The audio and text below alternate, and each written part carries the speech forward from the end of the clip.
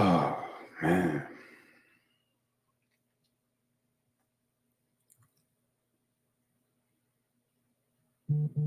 Righteous brain. Righteous vibes. Whoa.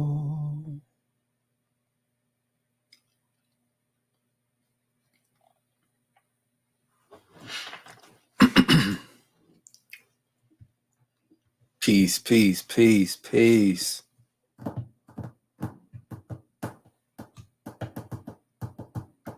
Peace, love, and light. Peace, love, and light.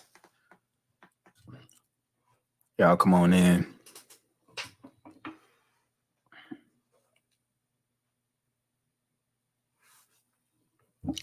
Oh.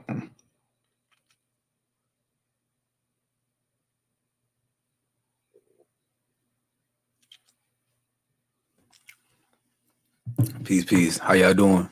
Let me turn that thing down. How y'all doing? Peace, love, and light. Y'all come on in. Jacob, what's good, bro? What's good, sis? Truth, stranger than fiction. What's good? Peace, love, and light. Elia, is that how you pronounce it? Peace, love, and light. Shalom. Cindy, what's good? Shalom, shalom. I'm waiting to work with you on the music side. Well, actually, I just got my studio back up and running, so right now would be a good time to send me some, because I'm trying to get back into that zone. You feel me? Like I mentioned before, I'm gonna work on another project, probably an EP, some light, probably 4 songs, something like that. Or I might just do singles. I don't know. Haven't decided on that yet, but got the studio back up. Excuse me. Oh, yeah, bro. I remember you. I actually asked Brother Akeem, man, to give me your information, and he gave me your number, but my apologies, bro. My apologies. That was a while back. That was a while back. That was last year, wasn't it? I think. I can't even remember, but my apologies, bro. Yeah. We definitely gotta do something. I've been meaning to reach out to you, just haven't gotten around to it. But just shoot something to my email though. You know what I'm saying? Because let me see. I'm gonna put my email in here real quick.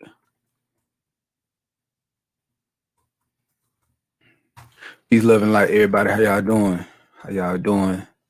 I know it's kind of late. I've been out all day with the fam.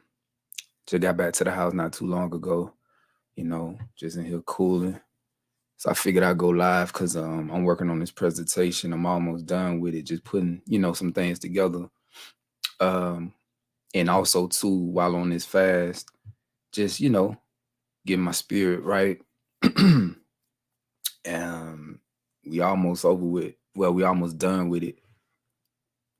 So I haven't decided on when I wanted to go live and do the presentation yet, but it may be towards the end of the fast, or it may be like after the fast is over with. But definitely we gonna do it. We're gonna do it.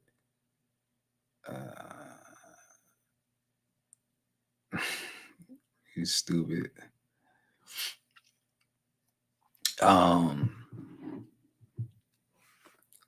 So we gonna pick up where we left off, and that's why I went live tonight. Well, I'm going live tonight so we can refresh our minds. I know it's been a long time. It's been months since I've done the presentation or whatever. But again, that's why I'm going live tonight, so we can kind of go back through it real fast, real quick, to refresh our minds, get us ready for the final part of the presentation, where we're gonna go into meditation.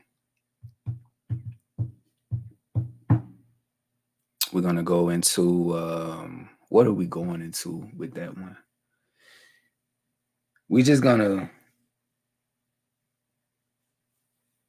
go into what meditation is, why it's important.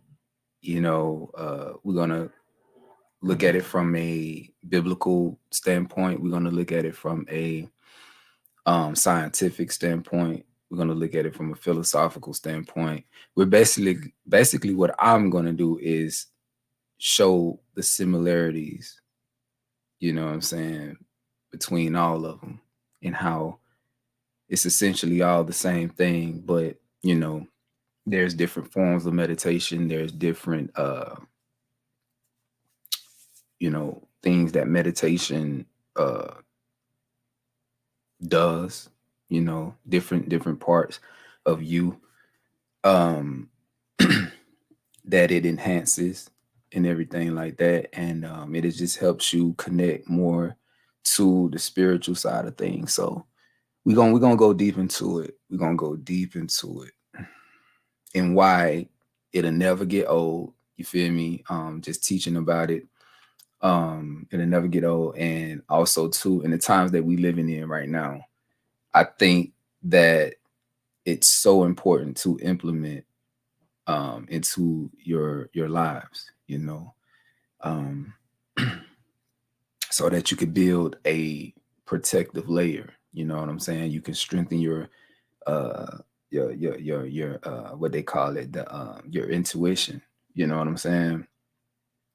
And I promise you, this is what's gonna separate you from a lot of people in this world.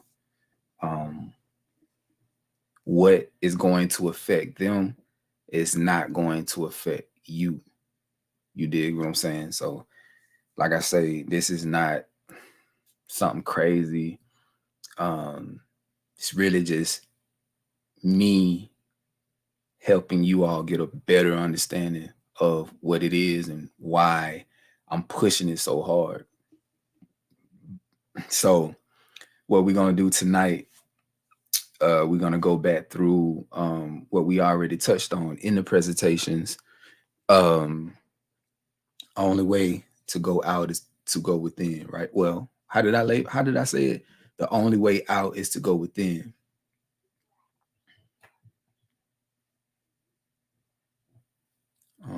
Let's see.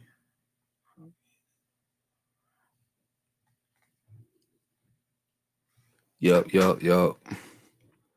So peace, love, and light to everybody that's in here right now. Let's see. I'm gonna go ahead and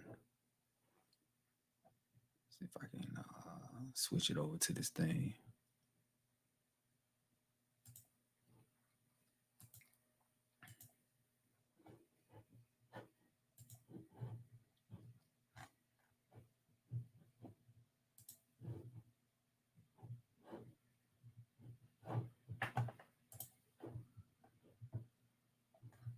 Righteous vibrations.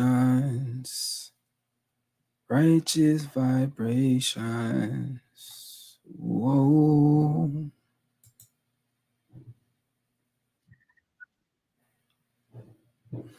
All right, let me play this while I set this stuff up real quick. Hold on.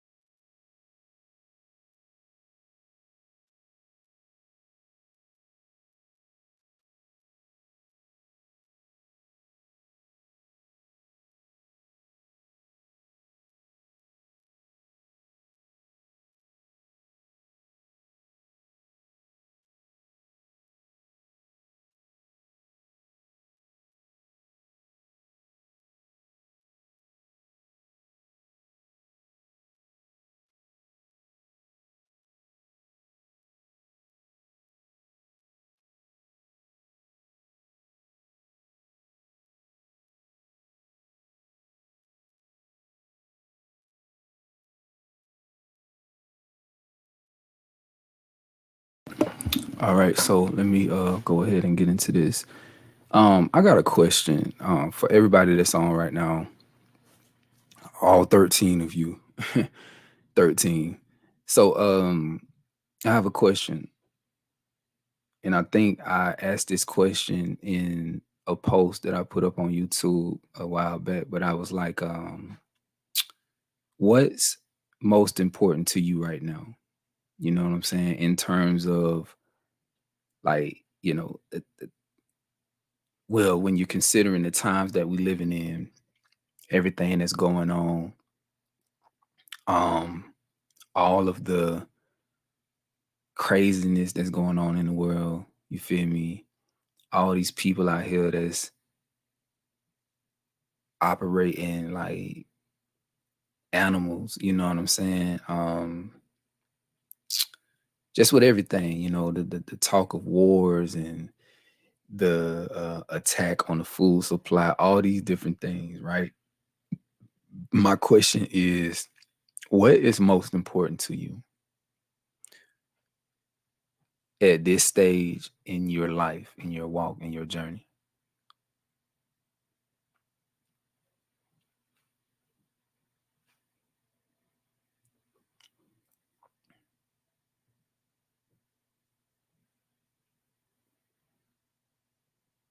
How many of you are just over everything? You know what I'm saying? Like you just ready for whatever, you know, whatever they gonna do, you feel me? Like let's go ahead and get it over with. How many of you feel like you just ready for all this to be over with? Um, how many of you feel like your spirit, your soul is just yearning for peace, you know? Um,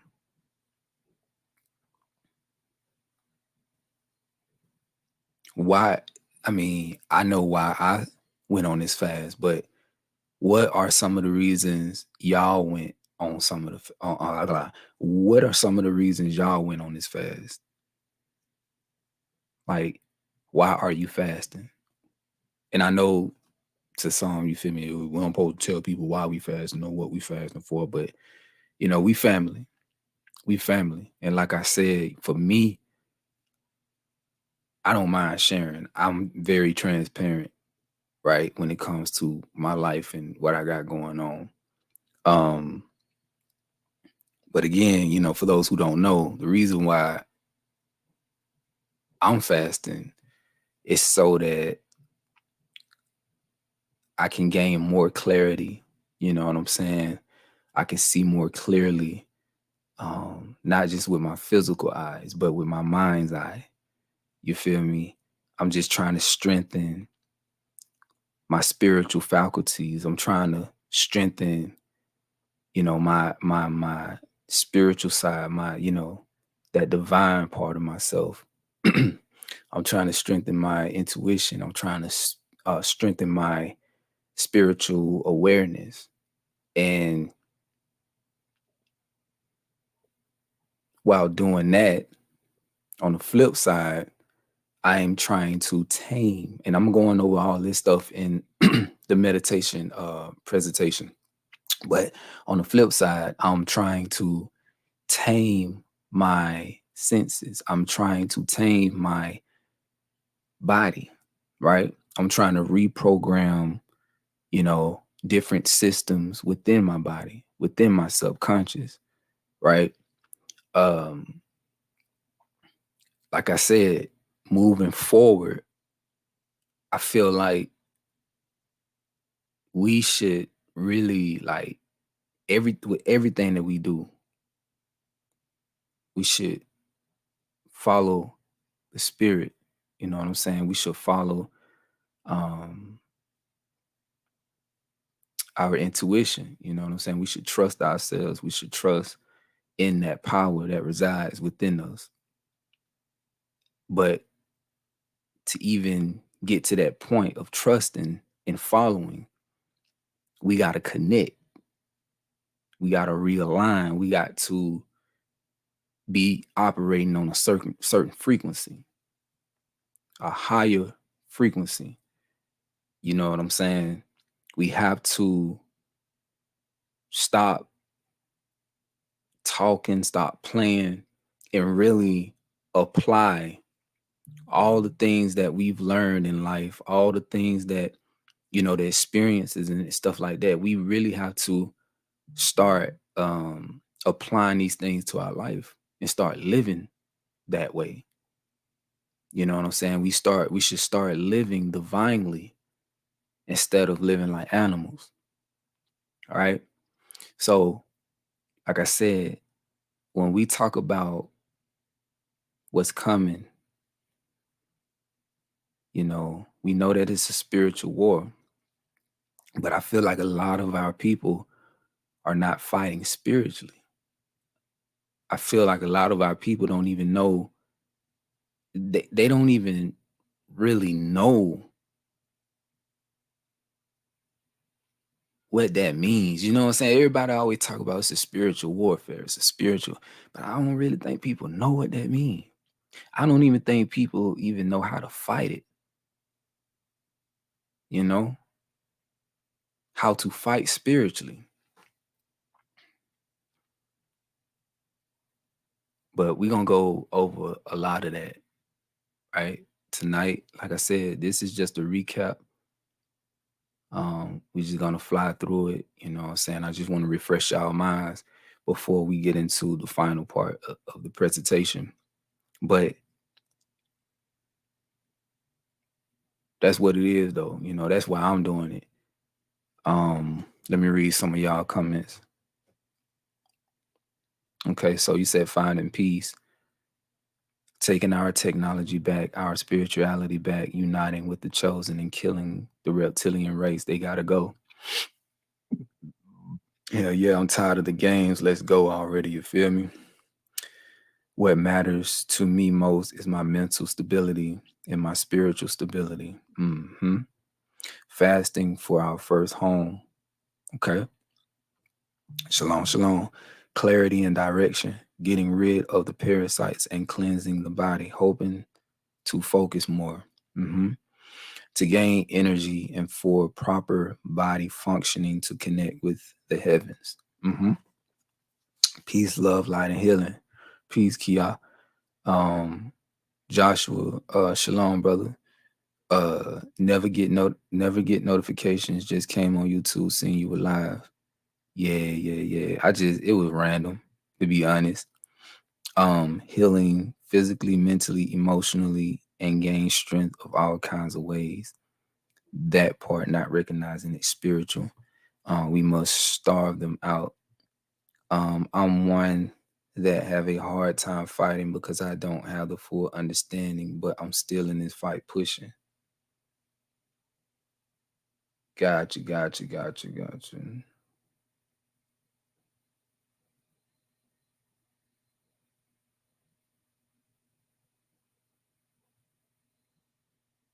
Gotcha. Okay. So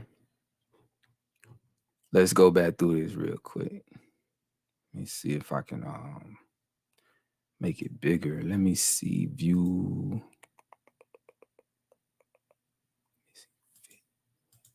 No, that's not what I'm looking for. How do you do slideshow?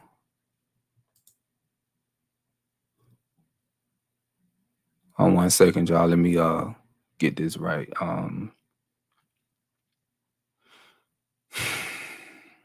Start from the beginning. Okay.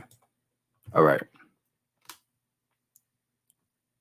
So let's go through this.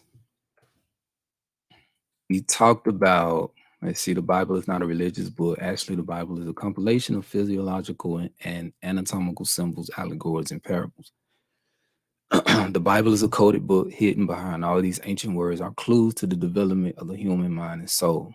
Every single person, thing, or place in the Bible represents or symbolizes parts of you and aspects of your mind.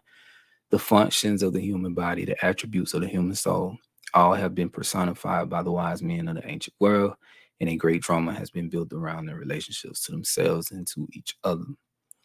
I ain't gonna go through all that. So I'm just really talking about allegories and stuff like that, right? Then I go into what parables, allegories, dark sayings are.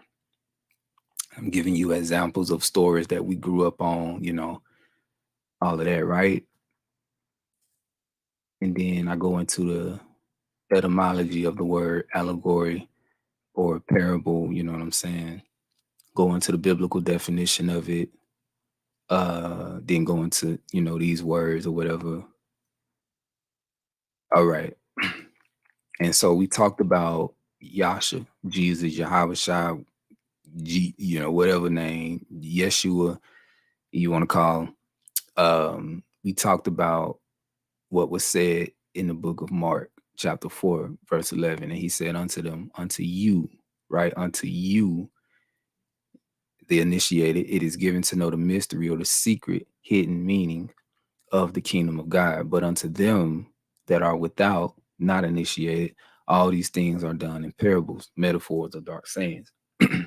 Then we looked at the definition of mystery. You get religious truth, divine revelation, hidden spiritual significance, mystical truth, secret, hidden meaning, secret right or doctrine or teaching, known and practiced by certain initiated persons only, right?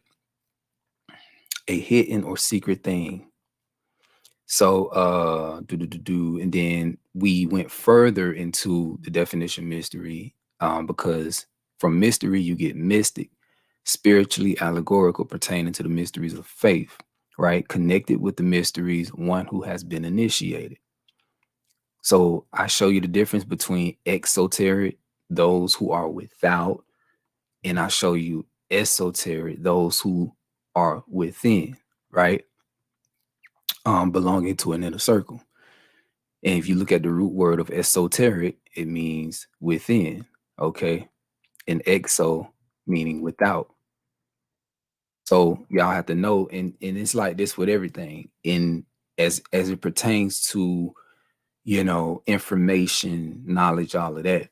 You look at society, anything that's mainstream is what they allow the masses to know, right? And that consists of shoot. Oh man.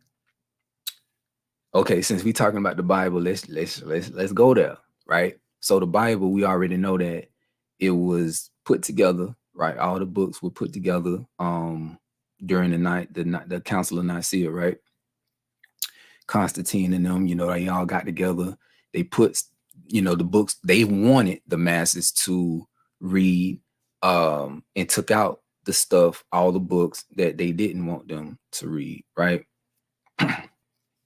And even more, like if you go deeper into it, like I got a thing right here that I want to go into tonight. I don't know if I'm gonna get to it, but I have a book right here that explains everything that went on during that time. Like it has a excellent explanation of why they did what they did, why they demonized certain people, who didn't want to be a part of um the churches back then, you know what I'm saying, or didn't want to be under their rule, the Roman rule. They labeled them uh pagans, they labeled them witches and all of that, people who lived off the land, people who like I said, didn't want to be a part of what they had going on. And if you look into the history, you look into the Crusades, you look into all these different things that happened back then, what they were doing was they wanted people to accept this belief, right? When they were creating religions and all that, they went around forcing people, like forcing this religion or these set of beliefs on people. They were indoctrinating people. And then you had people who were fighting against that, like, nah, we don't, we ain't accepting none of that. You feel me? Like, nah, we, you know what I'm saying? Who are y'all to come over here telling us what we should believe and stuff like that? So this is what when you hear about all the wars, you know what I'm saying? They went around slaughtering millions, and the church did this, right? The Catholic Romans, Christians, you know what I'm saying?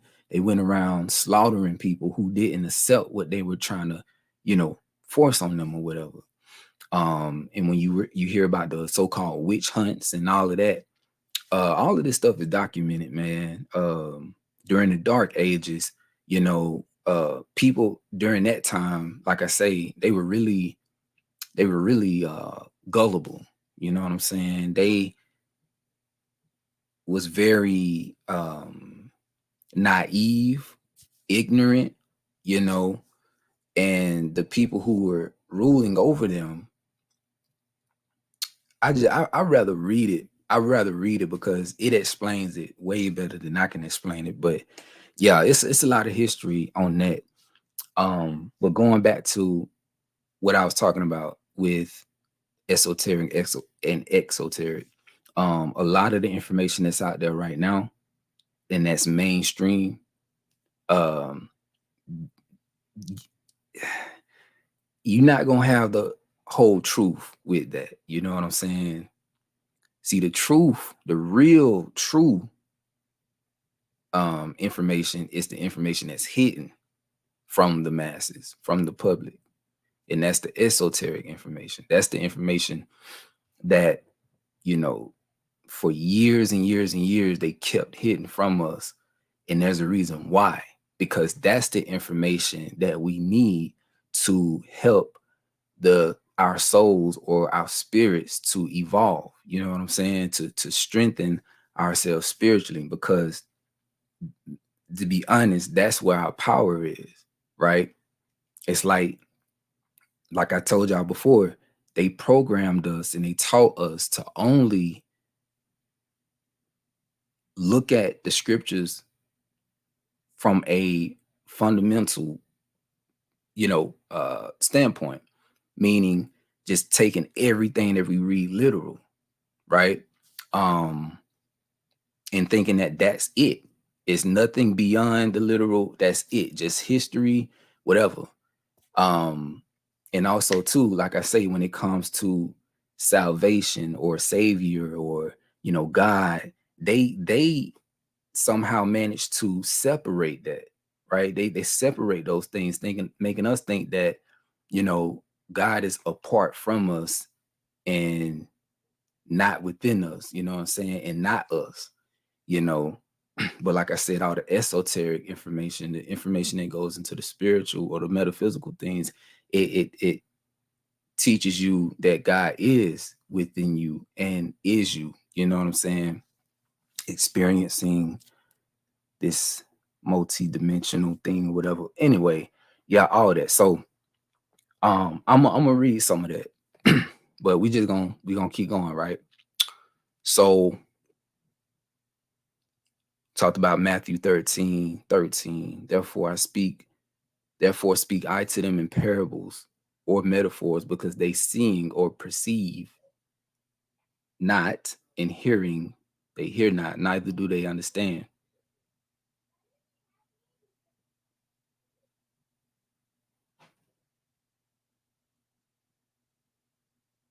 Hold on one second.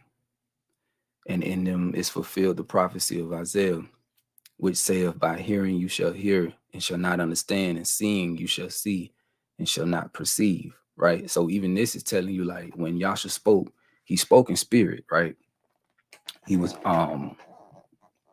using parables and things of that nature. And even the people during that time, they didn't understand fully. You know what I'm saying? A lot of them didn't have the capacity to um understand or receive the things he was telling them as it regards to the spirit. Um, and then I broke down the words in the scripture, right? So heart, ears, and eyes, and they all relate to the inner faculties, right? They all relate to, like, I'll say, okay, so when it says heart, inner man, mind, right? Ears, inner spiritual hearing, right? Ophthalmos, right? The eye, the spiritual eye, the mind's eye, the faculty of knowing. Okay. And then, I went over the Aquarian Gospel of Jesus the Christ, chapter 115. It says this, it says, and now his disciples were beside him in a boat, and Thomas asked, why do you speak in parables? And Yasha said, my words, like every master's words, are dual in their sense. Dual is two, right? Have two meanings. To you who know the language of the soul, my words have meanings far too deep for other men to comprehend. The other sense of what I say is all the multitude can understand. These words are food for them. Food for them. The inner thoughts are food for you. Let everyone reach forth and take the food that he is ready to receive. You understand what I'm saying? So, in verse 15, and then he spoke that all might hear, and he said, hear you the meaning of the parable. Men hear my words and understand them not, and then the carnal self steals the seed, and not a sign of life. I'm sorry, not a sign of spirit life appears. Okay. So Pete, this in John chapter 6, verse 63, it is the spirit that giveth life, the flesh profiteth nothing. The words that I speak unto you, they are spirit and they are life. Right now,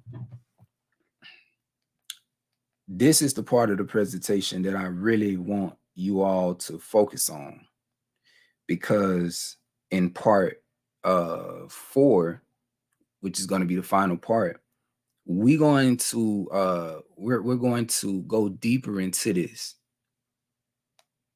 I'm going to go deeper into this. Hold on one second.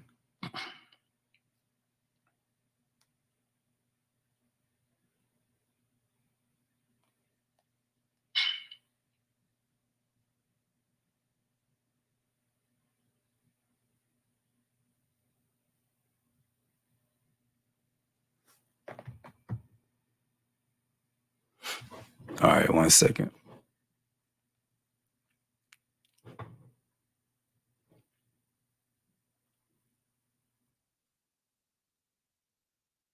Okay.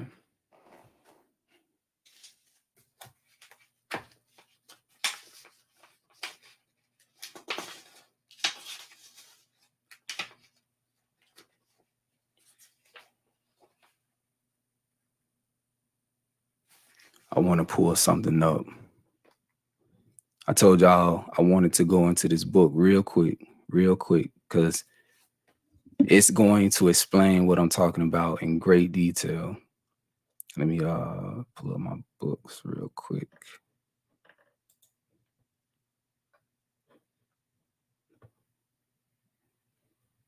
One second, hold on.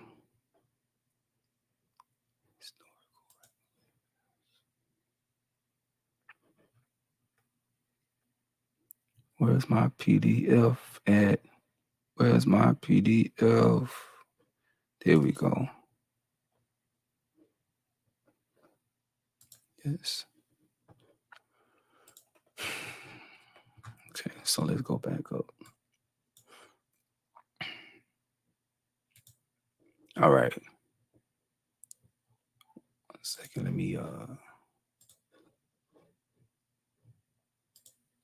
me stop that real quick. And then what I'm gonna do,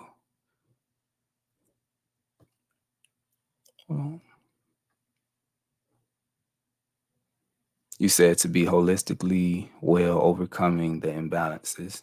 We have to go to war, stop working for them, stop giving them our blood, grow our own food and make our own products, uncover that sun, take the weapons they use against us, teach our own children.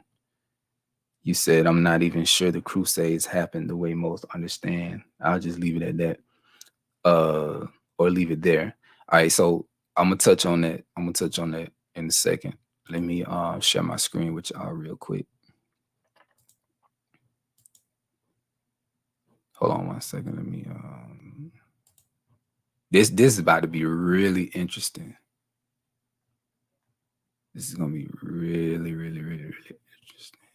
Okay, let me go ahead and share it.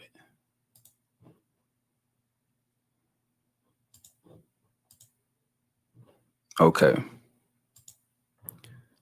Let's see if y'all can see this. So we about to go into this record and we're just gonna read a few things. Now I have it here beside me. I have the actual I had to print this out because the book online costs about $400. And I'm not about to spend $400 on a book. So what I did was I found the PDF and I printed it out. But check this out, y'all. Let's see if I can blow this up. That way y'all can read the writings. Can y'all see that?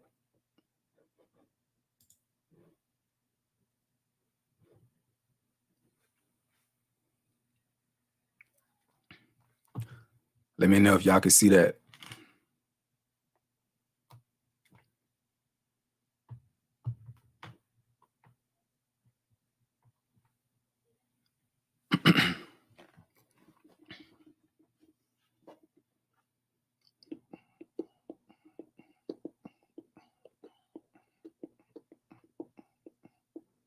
All right, bet.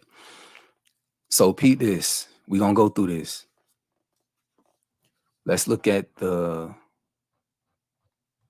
what's this? We gotta go down. Okay, let's look at the preface. And on your own time, you can read this yourself, right? So let's highlight, let's see, experiences. Okay, here we go. All right, here we go, y'all. So it says this: the various religions led us to believe that we could fight in the name and for the glory of the Most High with its support. According to their teachings, it did not matter whether these fights were individual or collective. From a metaphysical perspective, these teachings are gravely in error. The wars and feuds mentioned in all ancient texts refer allegorically to inner struggles that are decisive factors in our growth through our personal experiences. That is a most important point that we must grasp, right? So, one second.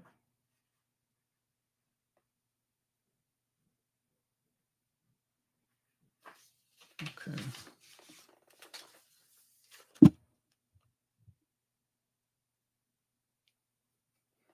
One second.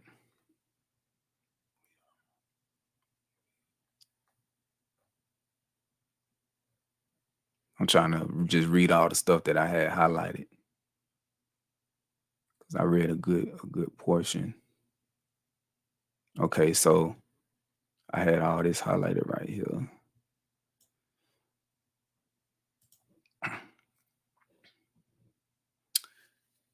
So it says, we are special in every way possible. We are as unique as a single snowflake in the midst of a winter storm. We were created to share the experiences of life openly rather than our own. I'm sorry, I'm reading that wrong. We were created to share the experiences of life openly rather than own or attempt to control them.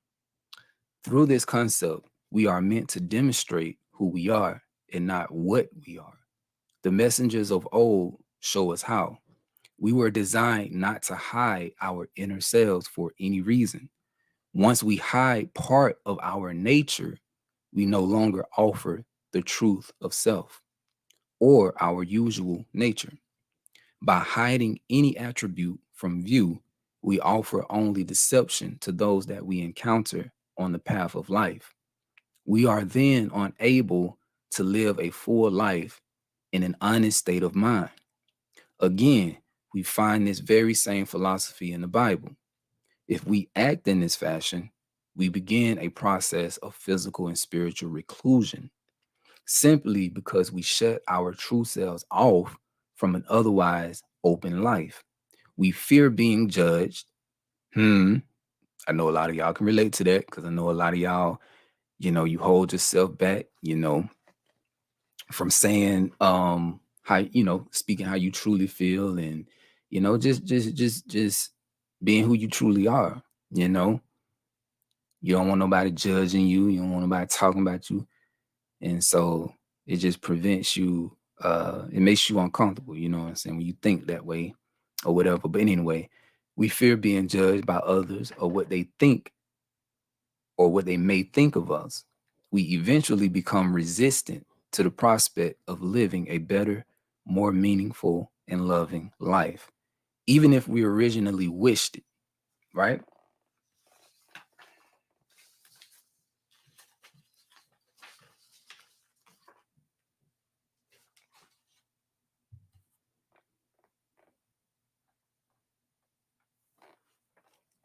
Okay.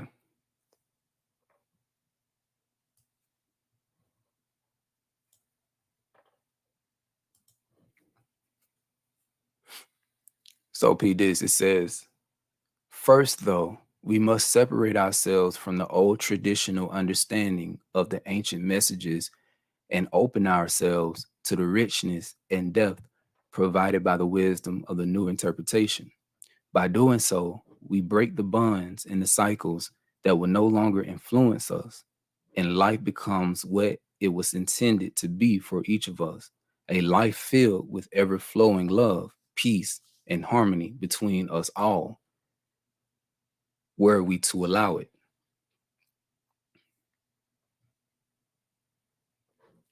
A metaphysical interpretation of the Bible is not meant as a religious dissertation. It is nothing less than a guide to higher consciousness.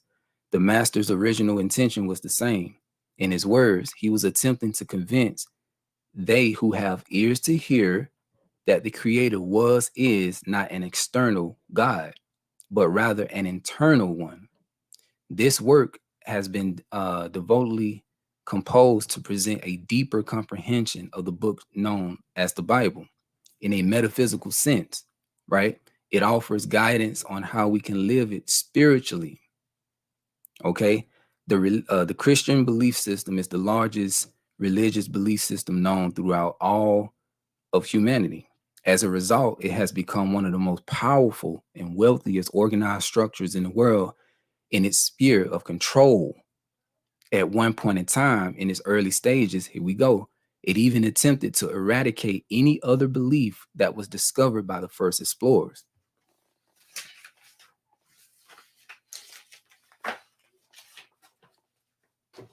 It has become so forceful and dominant that it even controls minds and thoughts to its will. Many have surrendered to it. The Bible is full of ancient messages about life and how to live it. If we learn to read it, and the God we so desire to find has been in front and within us, all of our understanding, I'm sorry, all of our understanding, hold on, all of us, I'm sorry, within us all, our understand, hold on, where am I reading that right?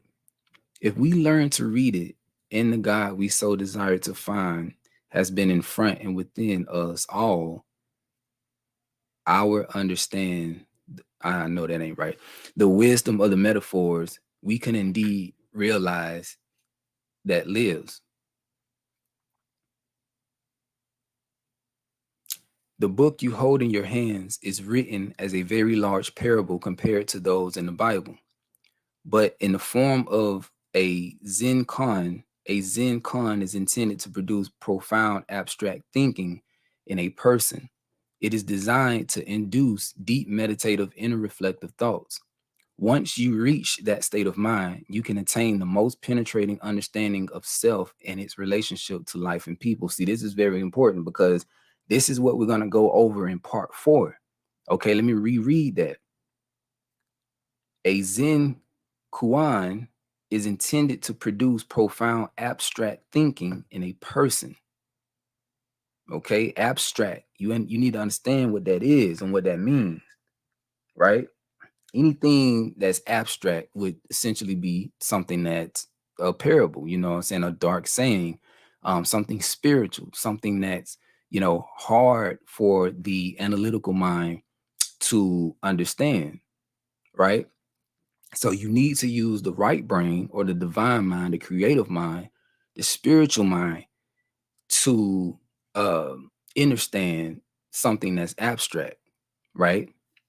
So to give an example of what's abstract, some of the stories in the Bible, like for an example, Jacob's ladder, right?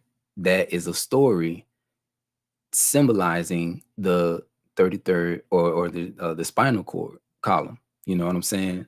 You got 33 segments, and it's like a ladder, right? Going up into the brain, heaven, right? So these stories are symbolizing different parts of your body and how they function, right? And to them, those in ancient times who understood these things, they felt like it would be too hard to break this stuff down to the people. So they had to put it in story form, right? But anyway, uh it is designed to induce deep meditative, inner reflective thoughts.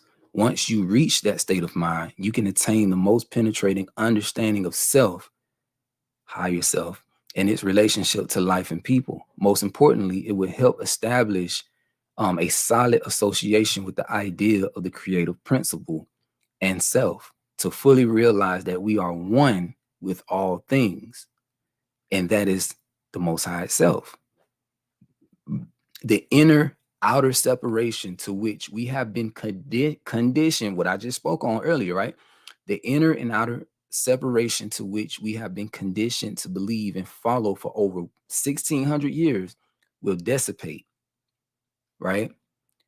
This understanding can be achieved by using all attributes of the human mind, thinking with both the logical and abstract sides of the brain. See, I often talk about how we got to go from the analytical to the divine, right?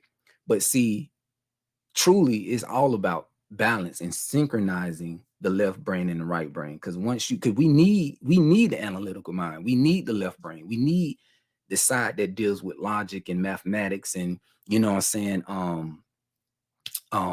decoding certain things. We need that part of our brain. So I'm not saying that we need to do away with it, or go from the left to the right and just not even, what I'm saying. I'm not saying that. What I'm saying is, when it comes to the spirit and spiritual things, right? um we gotta come out of the analytical mind, right? Because you got to understand too, the analytical mind is connected to fight or flight, survival. You know what I'm saying?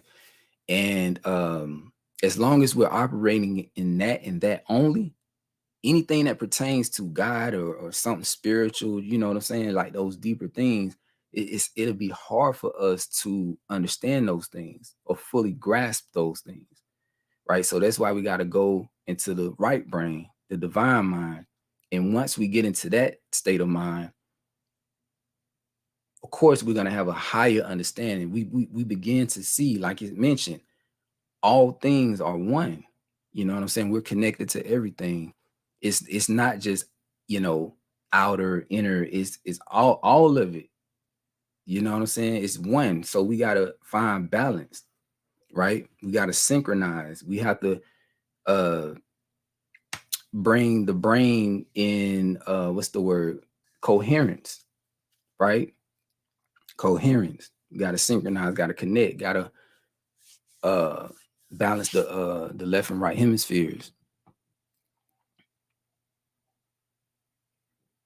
And that's when we fully realize like what it is and everything that's going on. You know what I'm saying? Our awareness is just crazy. Like, it's crazy.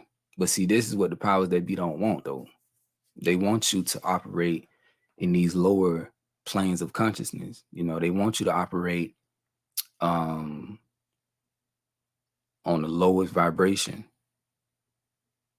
Because see, when you operate on a higher plane, in your higher self, you're unpredictable. You know what I'm saying? They can't manipulate you. They can't control you. You understand what I'm saying? You become a threat at that point. That's what they don't want. And that's why they've hidden a lot of this information, a lot of this knowledge from us. And that's why they demonized it so that we would never go into it. You know, they want us to only stay in the Bible and have a certain mindset all our lives. You know what I'm saying? All throughout our life. But anyway, that ship has sailed. You know, a lot of people are coming out of that and seeing it for what it is, you know. But anyway, this understanding can be achieved by using all attributes of the human mind, thinking with both the logical and abstract sides of the brain. It will lead us to see ourselves as we truly are and not as we think we are. These are generally two distinct and separate trains of thoughts. The purpose of this book is to induce each reader to read for his or her higher spiritual nature. With religion moved aside, it is not written with any church in mind, but rather for the idea of godhood or the enlightened mind of God within. The readers may, of course, reach their own conclusions and hopefully glean enough information for their own spiritual growth. We cannot avoid life. Therefore, we hope to furnish enough guidance to help you live it to the fullest of intentions and accept the lessons as you grow instead of circumventing them. See, I love books like this because it's not forcing you to believe anything. It's not forcing you to accept something. You know what I'm saying? There's no control, none of that. It's telling you, listen, read this. Just read it. And then you take what you want to take from it. And see, that's the type of person I am. Even before I read this book, you know, that's the type of person I am. When I do these presentations, whenever I'm talking to somebody, I meet them where they at. You know what I'm saying? And if we just so happen to, you know, go into certain areas, right? I don't force anything on anybody. Like all the stuff that I done researched, all the stuff that I experienced in life, like I say, you know, I use those things as not only testimonies, but you know, there's a lot of wisdom that I gained from my experiences and from the things that I read, you know, the Bible, all the books in the Bible, all the wisdom records. Um, what else?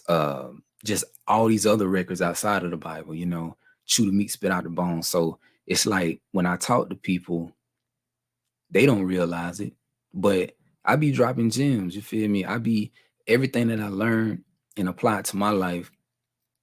I just try to, I try to give wisdom, you know, give guidance. But like I said, I don't try to control nobody. I'm not out here trying to convince nobody of anything. See, I operate outside of the realm of religion. I operate outside of camps and churches and all that. Like I'm not even coming like that. You dig what I'm saying? Because I get it. I understand that everybody is operating on their own plane, their own level. You know what I'm saying? So like I said, I just meet people where they at. And if the opportunity presents itself, then yeah, we're gonna get into it. You feel me? I'm gonna drop some stuff on them. But if I feel that they're not ready, then I'm not even finna go there. I'm gonna stick with where they are, you know, and talk about the things that they're familiar with, you know. If I see that they're very passionate about the things that they've learned and you know whatever they currently believe or whatever, then that shit's what it's gonna be. You know, I'm not finna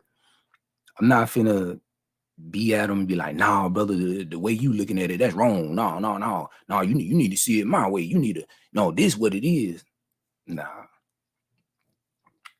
and y'all don't operate like that. Like I said, I operate outside of that sphere.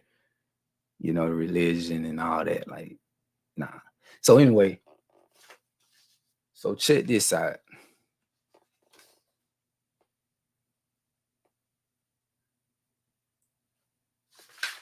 Okay, check this out. So let's continue reading. It says the general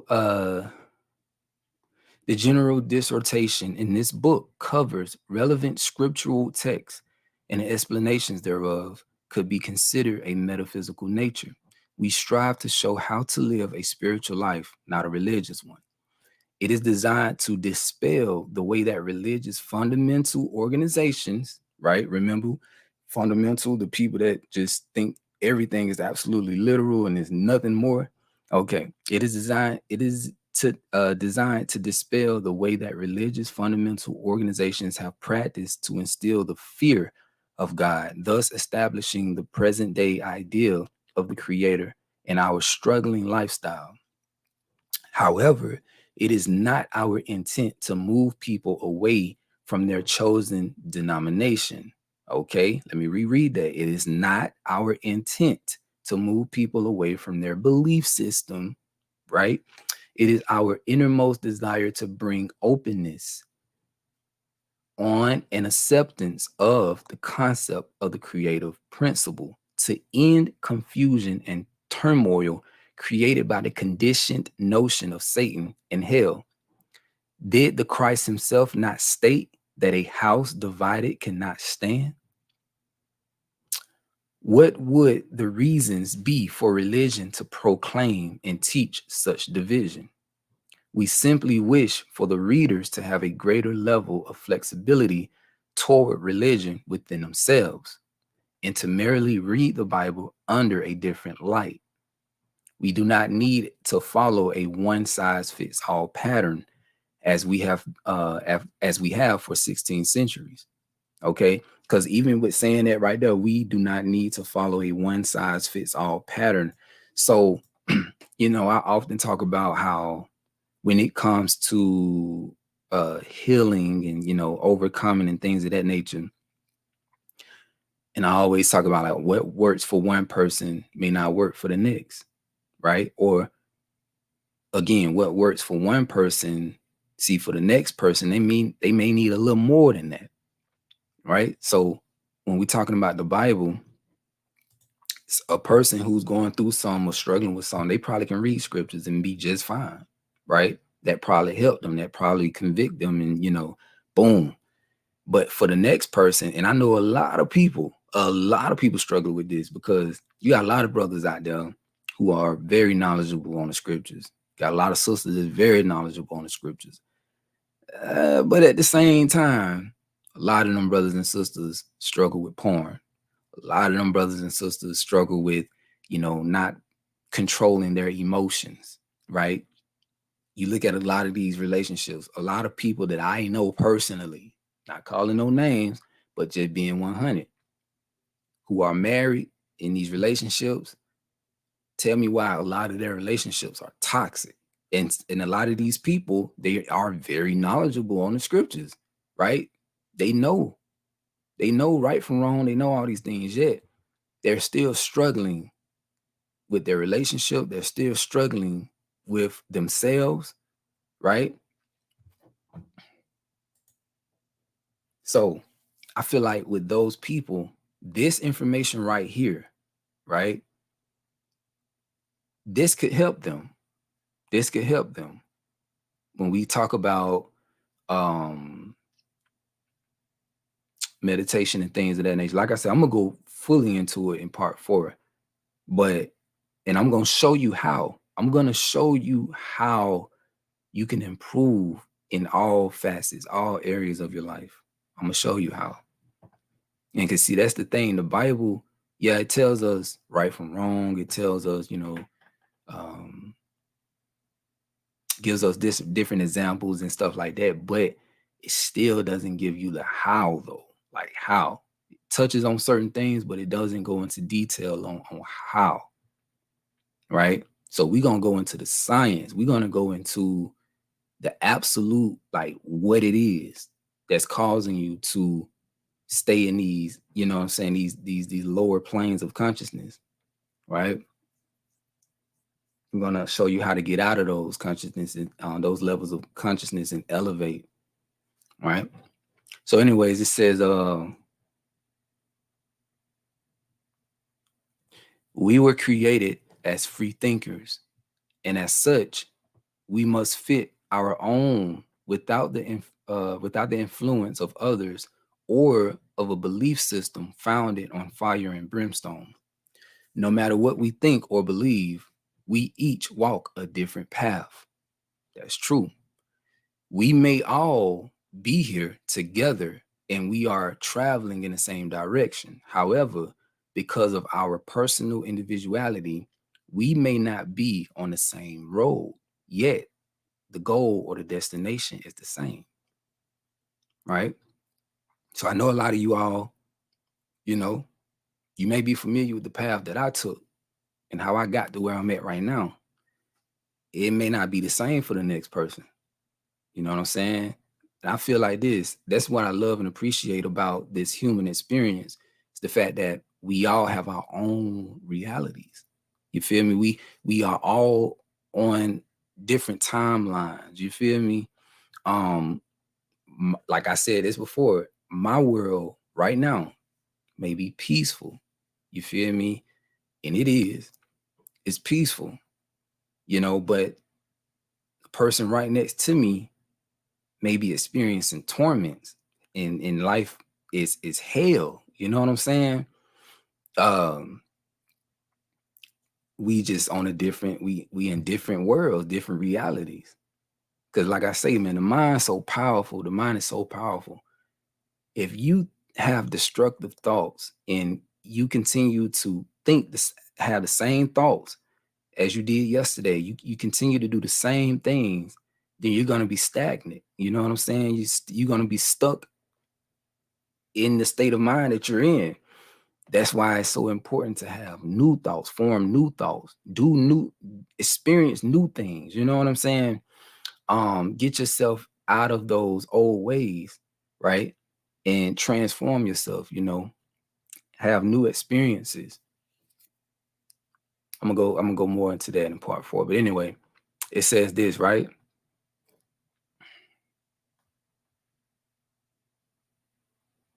You would discover that, hold on.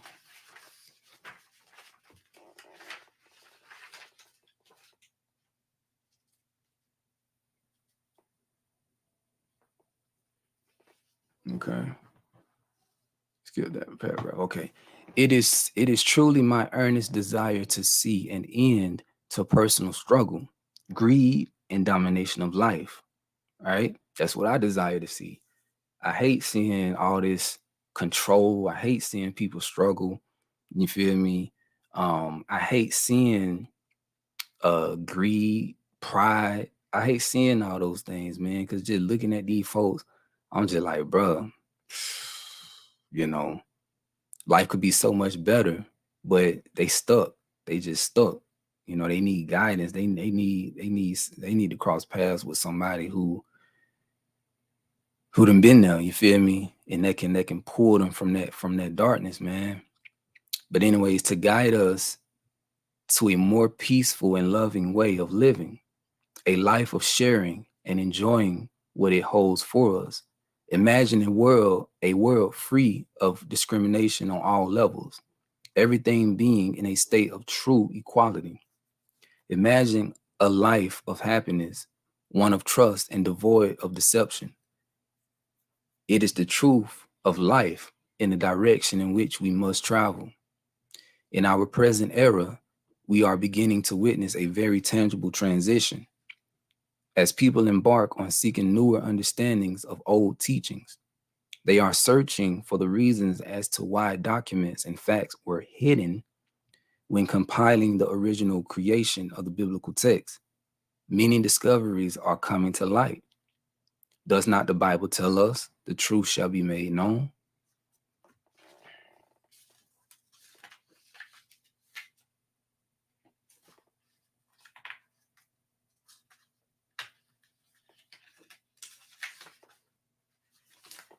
One second. Just trying to find all the parts I highlighted because I don't want to go through the whole book, even though the whole book is good. Um,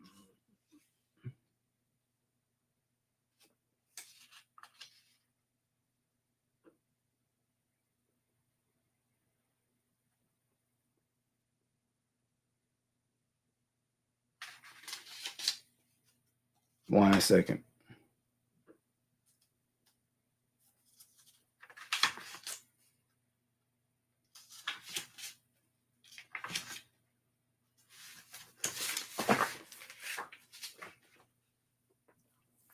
All right.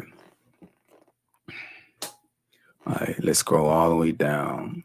Because you know, some people will be like, who is the author? Who was the author? What he believed in? I don't want to read it if he ain't right. Let's see. Okay.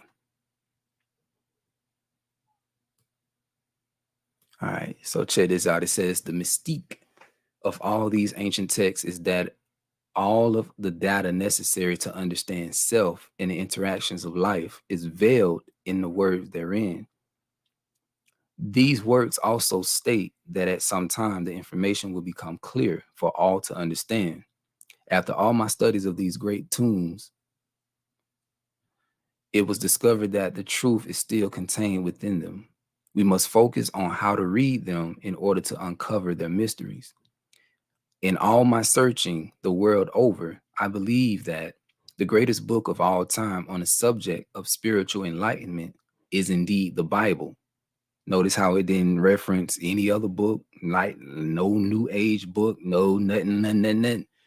It said the Bible. All right. So it just shows you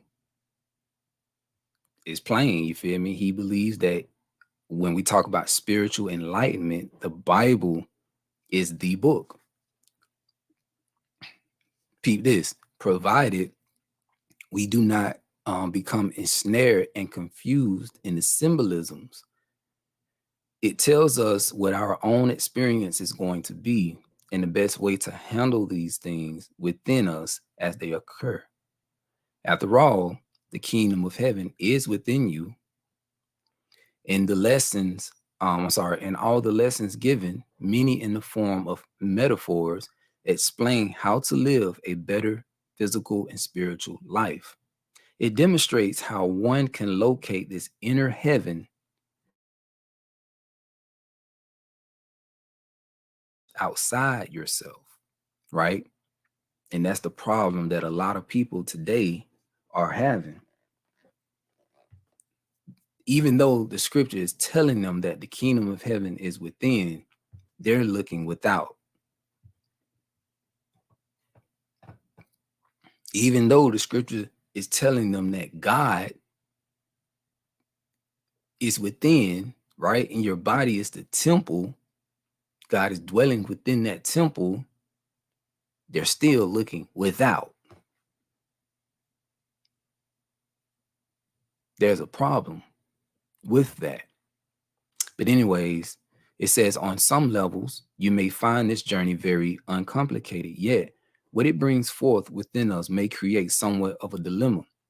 Why the dilemma? The answer is really quite simple. Our struggle in life is balancing our material outer world upon which our belief systems are based with the spiritual nature of our inner self. One more time. Our real struggle in life is balancing our material outer world upon which our belief systems are based with the spiritual nature of our inner selves. The material side is seen and the spiritual is not. Now tell me online. Tell me online. What do more people, majority of people who read the Bible, right, and have beliefs based on what they read in the Bible, you tell me the majority of those people believe that it's all literal, that it's all physical.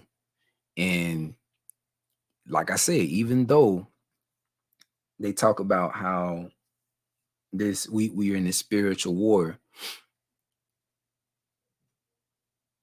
they still don't they don't think it's important. The spiritual side is important. right?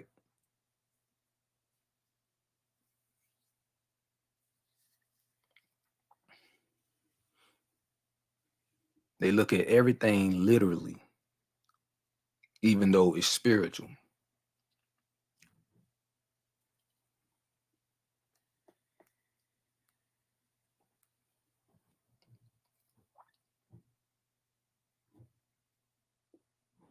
So again, the material side is seen and the spiritual is not. The metaphysical is not. All things beyond the physical is not seen. And people don't care about that side of things when that's the most important side out of the two. It is felt and nothing more. The external environment makes it easier to establish the imagery conceived by our minds because we are able to literally see it. It has the propensity to guide our lives instead of the real mental illustration that is generated by the inner self.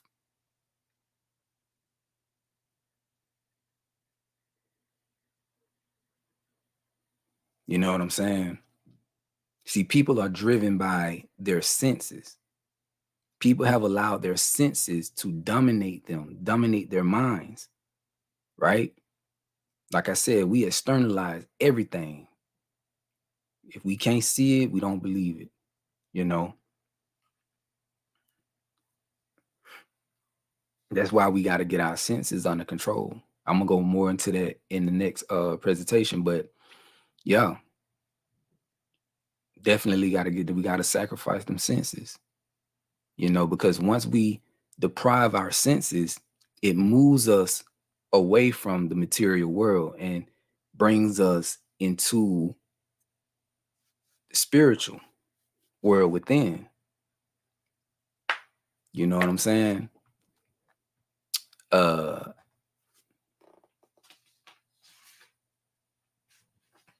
okay. So P this, it says this.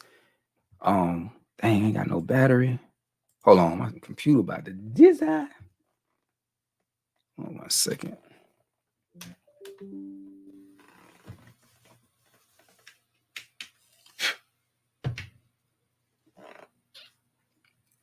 It says today in our contemporary society, religion is equated to a belief outside of our own self rather than within, where God resides. As the Christ himself told us, God is love. It is not vindictive as portrayed by the religions. If God was so spiteful, why is it that Jesus never begged his creator? From the written word, we gather that he commanded, for he had a deeper realization of his father, and no harm came to him. The harm came from human insecurities. Yes, Jesus was different, but only in the sense of his education and deep comprehension. He changed the dispensation of the covenant or understanding between the physical and the spiritual. And the Bible tells us that the shift will occur once again from the erroneous concept of superstition to a spiritual reality. He showed us and demonstrated for us how to walk or how to work with God in a frank and open manner and not against it as we do. It is time for a new level of understanding and acceptance of what God means to all of us. Again, this book is not a religious work. It is one that offers and shares the concept of consciousness to all who wish to work with the energy of spirit so they may grow in the sacred aspect of life. We have greater influence over life than anyone could ever imagine, as we, like Jesus, are the first cause of physical reality. We do not just realize the implications involved, but we will sooner or later. All the messages from the wise ancients tell us this.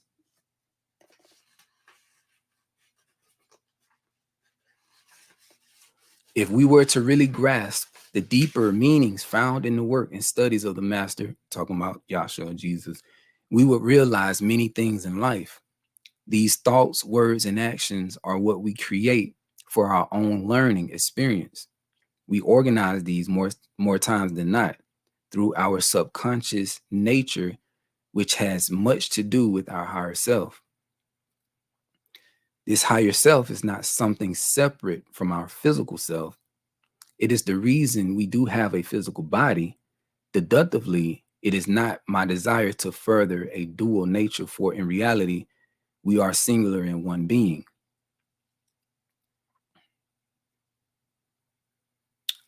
The points that we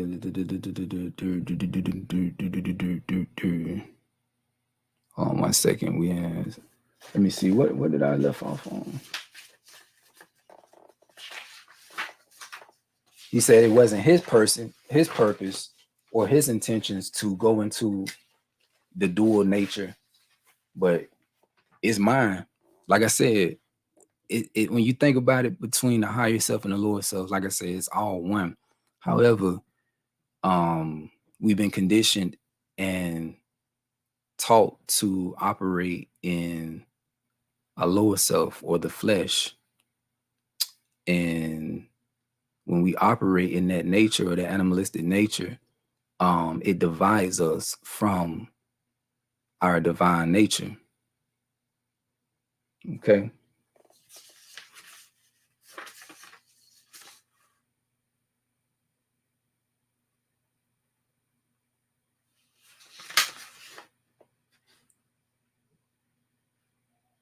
One second.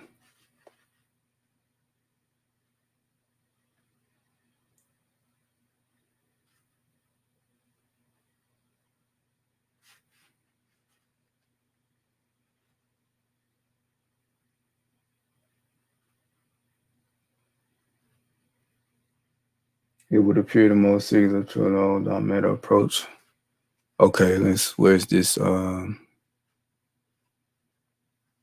Okay, now it's going to the Bible now. Let's see.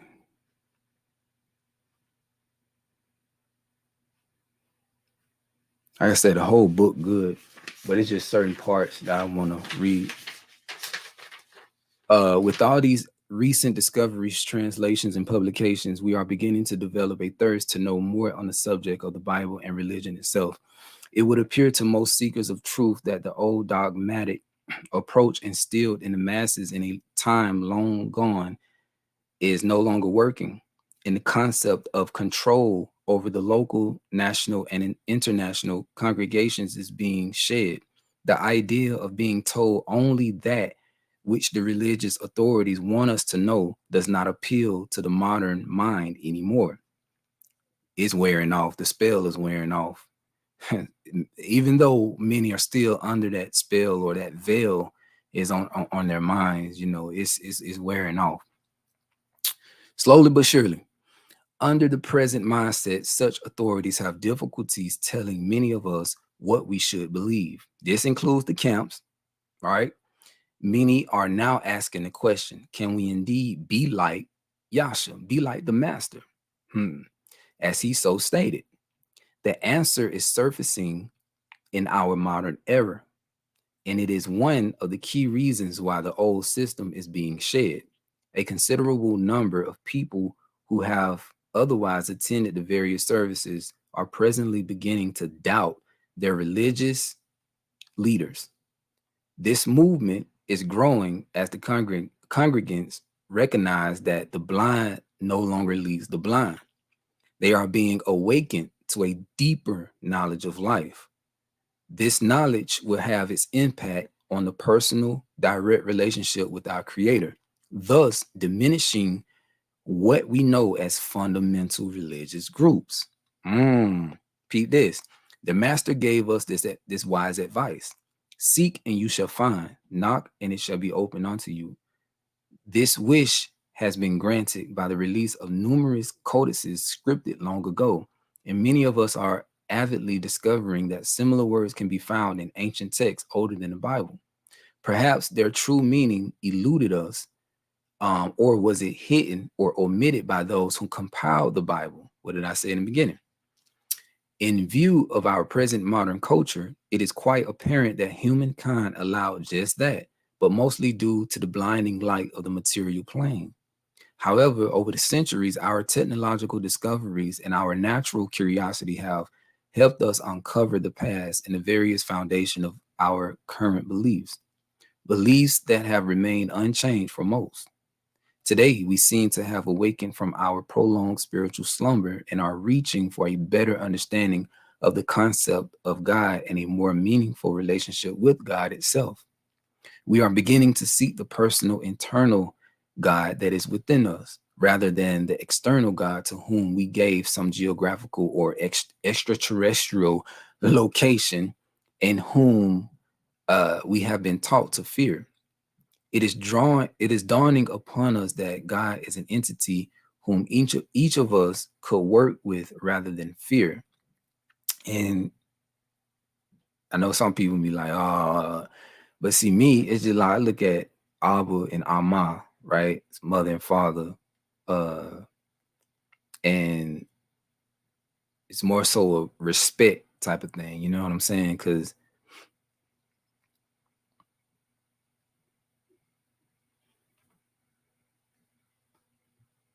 if you respect your parents, you're not going to disobey them. You're not going to, you feel me, go against them, fight against them. But if you disrespect your parents, right, then yeah, you're gonna break the rules and all of that. So I don't know, when they talk about fear, and I kind of, like I say, it's to me it's synonymous with respect, just having that respect, you know.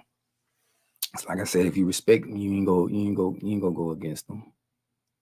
You're gonna respect the rules, you're gonna respect the you know the guidelines, and you're gonna abide by it, you know. It's a respect type of thing. So more than anything, we just should respect. We should respect the laws of nature. We should respect the laws of life. And if we disrespect the laws of life, then yeah, it ain't gonna end well. But what was I said? And that we, the humans, are its creative idea brought forth from its divine mind and heavily focused thought that shaped the material reality that we have come to call life. Hold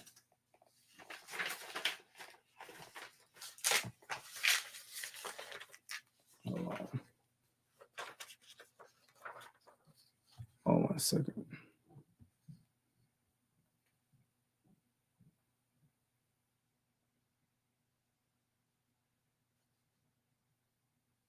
Okay.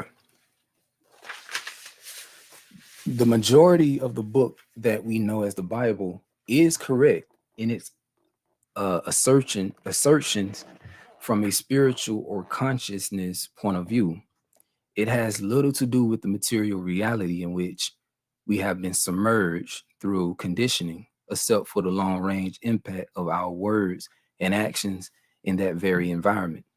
When considering and studying the other available ancient texts, as well as the newly discovered scrolls and codices, we would indeed acquire a sense that things appear to have been shifted or changed. Why? There may be a myriad of reasons for this feeling, ranging from religious to political motives, from comparative scrutiny to intuitive thoughts, including the potential for deception on the part of the originators. Until recently, most of the people who were our students of the religious doctrines from the various churches throughout the world blindly accepted as the truth what they were being taught to believe about God and its concept. Were we not taught that it was the word of God originally? These truths are based solely on the written words found in fundamental scriptures that were inscribed by humankind, not God itself. By now, we should recognize the ego involvement in these very same words. The Bible, as all ancient texts, was originally written in metaphors and allegories to symbolize the lessons to be learned. In that period of the history of the world, the scribes painted word pictures of events and people to add emotion to the message, as opposed to plain, simple reporting, right? So this goes back into what I was saying in the beginning, how, you know, um, they created stories so that when people can read them or whatever, it just helped them understand life, right? And it's just lessons in the stories, like all this stuff that was hard for people to understand. Like I say, they put it into story form, right? Like if you go back and look at the presentation I did with Moses and the serpent, okay, people don't get bitten by serpents and for healing. Nowhere in the world can you find that it's not something that literally happens. You understand what I'm saying? The serpent is a symbol for something, right? So like I say, these things that go on within our body, right? Energy, consciousness, um, you know, all these things have been personified, have been put into story form. People, places, and things, right? Like I said, when it comes to Christ, if you look at the etymology of the word Christ, it reveals to you that it's not a man. The word Christ means anointing or anointment or oil. That's what it means. So when you look at what it truly means, anybody can be Christed or anointed, right? So this Christ or this oil, this substance, this sacred secretion is inside of all of our bodies. We all have it, right? And it has a purpose. It regenerates us. It nourishes us, our internal organs and listen, it brings life to our dormant brain cells, which in turn expands our awareness, our consciousness. It elevates us. So, and then not even that, but like I said, with regeneration, it improves our physical parts. You feel what I'm saying? Like it improves our eyesight. It improves our hearing. It improves all of that. It's deep, man, but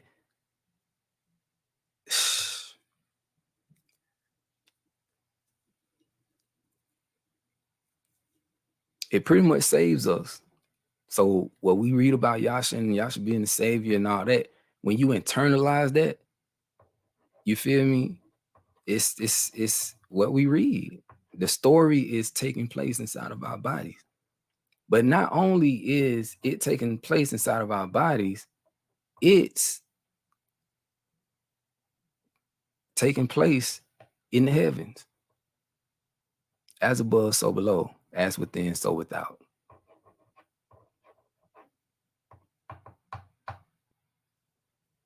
But anyway,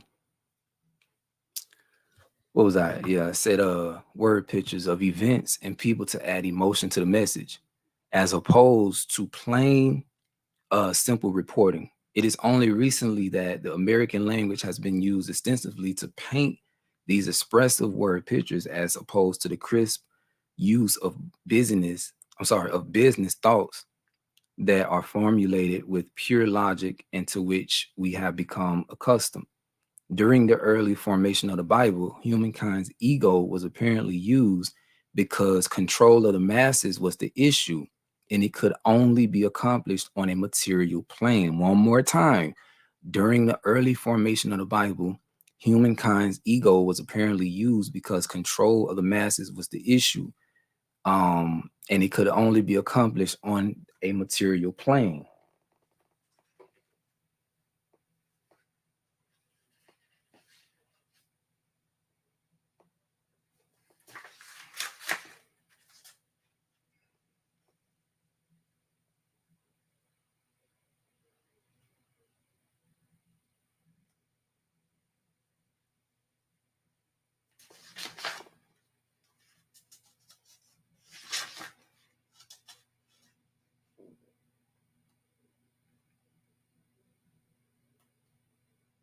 Hold on 1 second, y'all.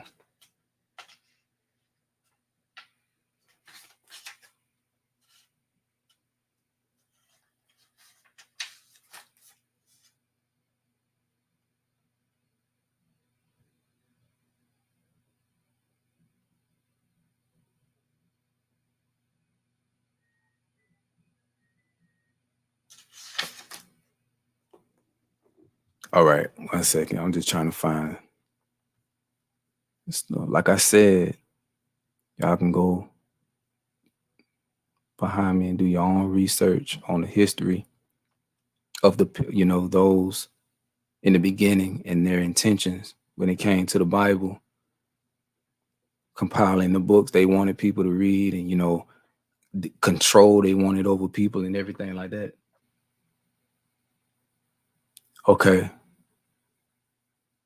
Okay, Pete, this right. To truly evaluate the importance of the Bible, we must ponder upon its original intent, rather than the intent of the translators and editors, or what may have been in the minds of those who founded the idea of religion and were influencing the editors. History is always about what was. It is generally glorified, and we must deal with the attitudes that must have prevailed at that particular time in the history of the world known as the Dark Ages. Historians tell us that such an era began with the downfall of the Western Roman Empire in 476 CE and ended with the age of the Renaissance around the mid 15th century. During these first 14 centuries CE, however, one could say that pagan beliefs were saturating society, and the church wanted to rid the world of paganism by whatever means available. Those who were labeled pagans, Pete, this included the people who questioned or refused to abide by the inflexible rules and doctrines of the church, and or chose another system of beliefs.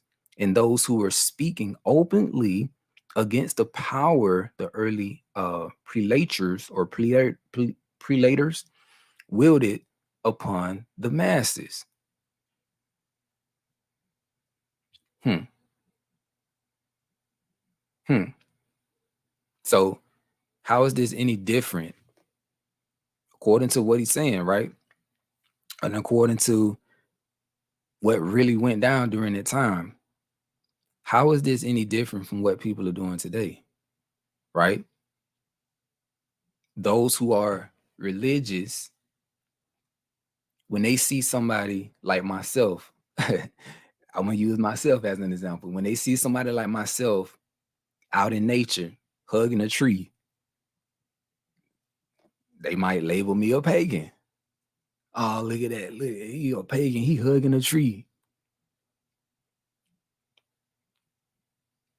Or someone like myself who actually uses his own mind. I use my own brain. I do my own research. I don't see when people talk about beliefs and stuff like that. Listen, I believe in what I know and experienced, right? I'm not the type of person that's just finna accept something somebody told me. I'm not the type of person that's gonna be sitting there getting spoon fed by somebody or whatever. I do my own research. I read books. I'm very capable of doing that. So, all this control that I see, that's why I could never get down with the camps, the Hebrew camps. You know what I'm saying? I can never get down with these churches or whatever because I question all things. Like, it doesn't matter what you're bringing forth, right? I'm going to question it, and I'm going to go behind you and do my own research. And if I just so happen to come across some information that conflicts with what is being taught, then I have every right to, you know, go to the elders or teachers or whatever and address it. Like, hey, you know what I'm saying? I did some research and it don't line up with what you're saying. You feel me? Like, or I did some research and I got, I stumbled across a deeper, some deeper information, right? Gave me a deeper understanding of the things that's being taught. And there's more to what you're teaching, right?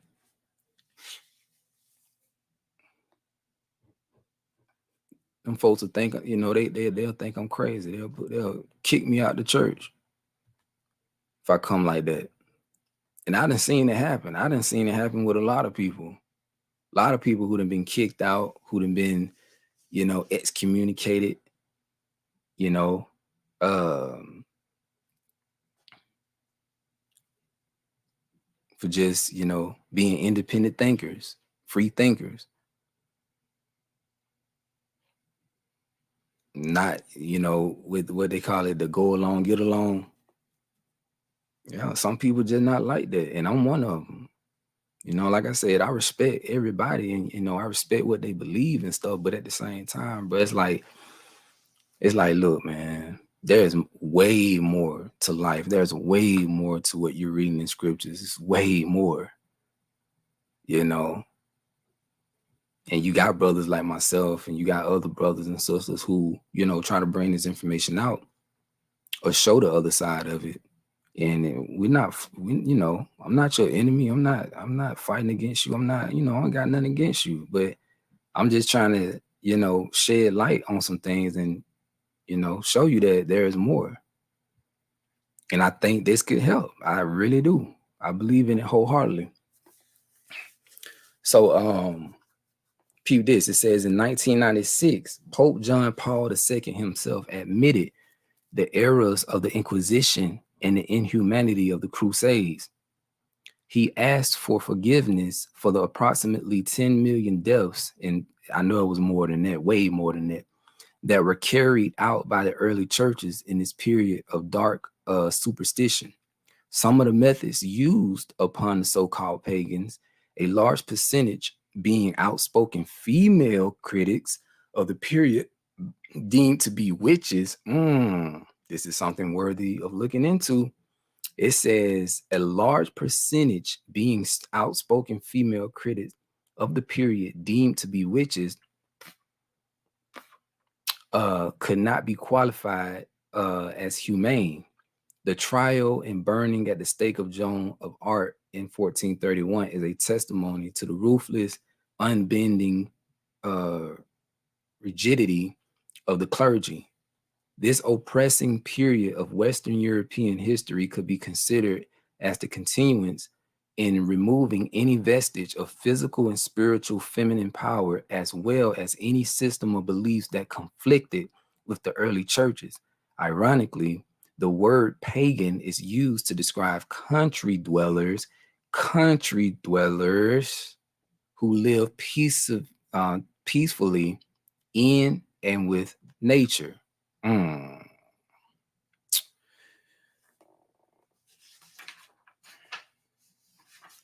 We must also add that during the first 14th century CE, the educational level, this is very important, the educational level of the masses was quite low, making gullibility, naivety,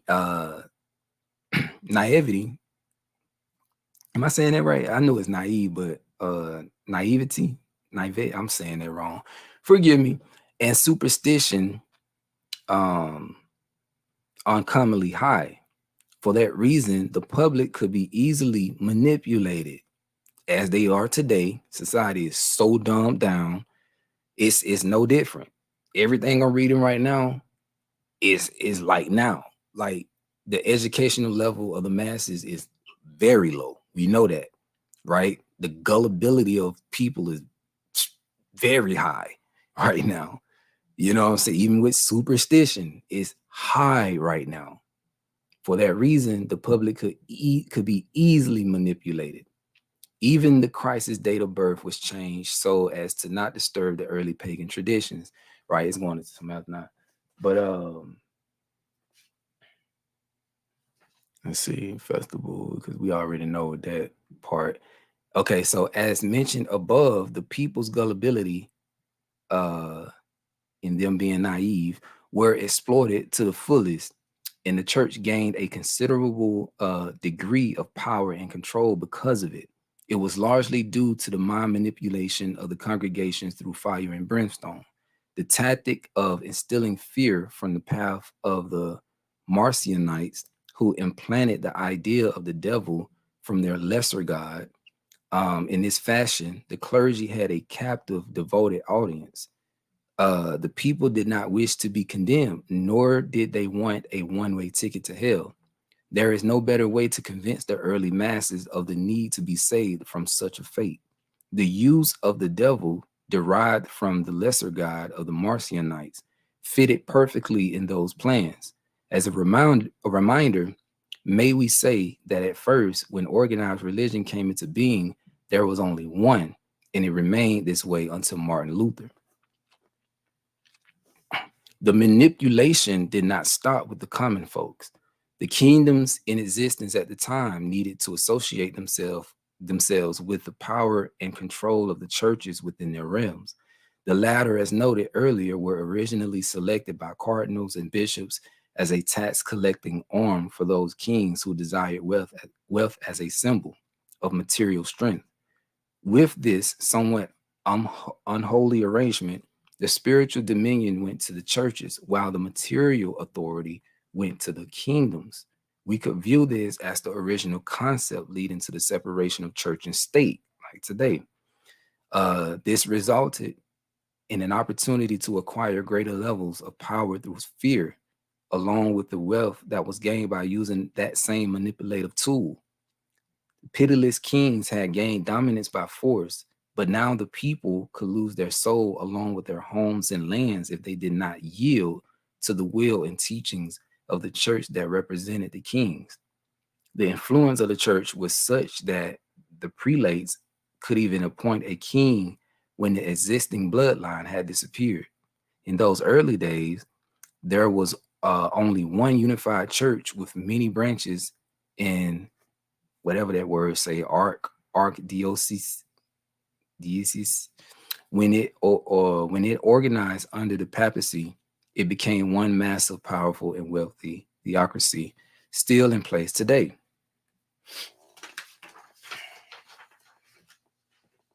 One second.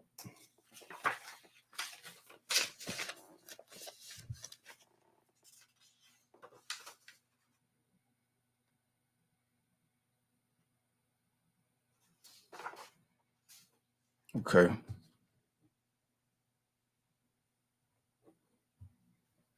One second, y'all. It says to bring them into a growing enclave. The clergy told the people that they would surely die, and God would punish them if they did not submit to the will and teachings of a church that proclaimed to be the only intermediary. Um, the only path toward salvation. We can conclude that the first Bible was intended to manipulate and condition the masses for the sake of power, control, and wealth. That alone is a long way from opening people to the idea of higher consciousness, of God or God. Even though the methods have been softened, this same principle exists today in many contemporary religious organizations. Prior to the formation of the papacy, the various churches established in the four corners of Western Europe and parts of the Middle East were not in harmony with each other. In fact, it was an intellectual cultural war to determine who had the most influential effects, using the old adage that says we are right and everyone else is wrong. As a result, some individuals began to join willingly according to their choice. From historical information, those who did not voice a preference were forced into the mainstream under the threat of losing their homes, lands, lives, and souls. It is to be clearly understood that despite the fact that the first Bible was compiled with ulterior motives in mind, it still contains the undeniable essence of the original truth, even if it is hidden behind the words themselves. How can one explain these ulterior motives? If we change the meaning of a word or the turn of an event, there must be a concealed intention behind the act.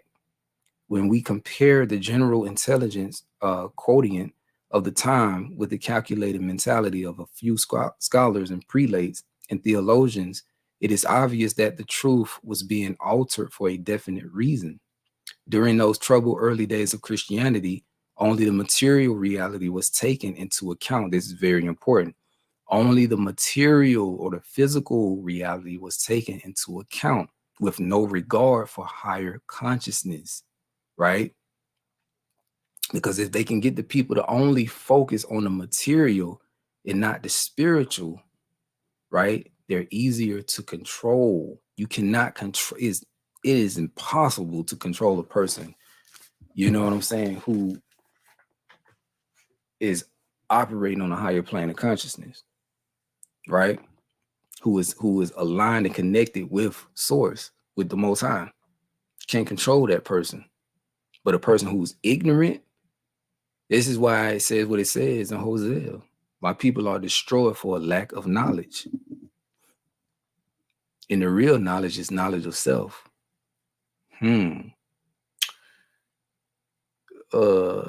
Let's say through these alterations was the truth not shifted and shaded from view. The last thing was for the people to know the real truth of God and the nature of the true individual higher spirit of self. To attain better control, it would be simple to separate the people from the universal oneness of God and the concept that is within you. Once the idea of an external God was inculcated, I think that's how you pronounce that, there would be a sense of being separated from the oneness of creation and that for which it stands. The need for absolution and salvation would then be fulfilled by the church. As we explained above, the change or omission of one word can impair the succinct understanding of a thought or an act usually immersed in a physical surrounding. When it is done to match the material thinking mindset, symbolism itself becomes warped into a modified fact. Okay? I hope y'all are understanding what's being said. I really do. It says, as we explained above, the change or omission of one word can impair the succinct understanding of a thought or an act usually immersed in a physical surrounding. When it is done to match the material thinking mindset, symbolism, allegories, dark sayings, metaphors, right, becomes warped into a modified fact. So something that was intended to be just allegory, right? You know what I'm saying? A lot of these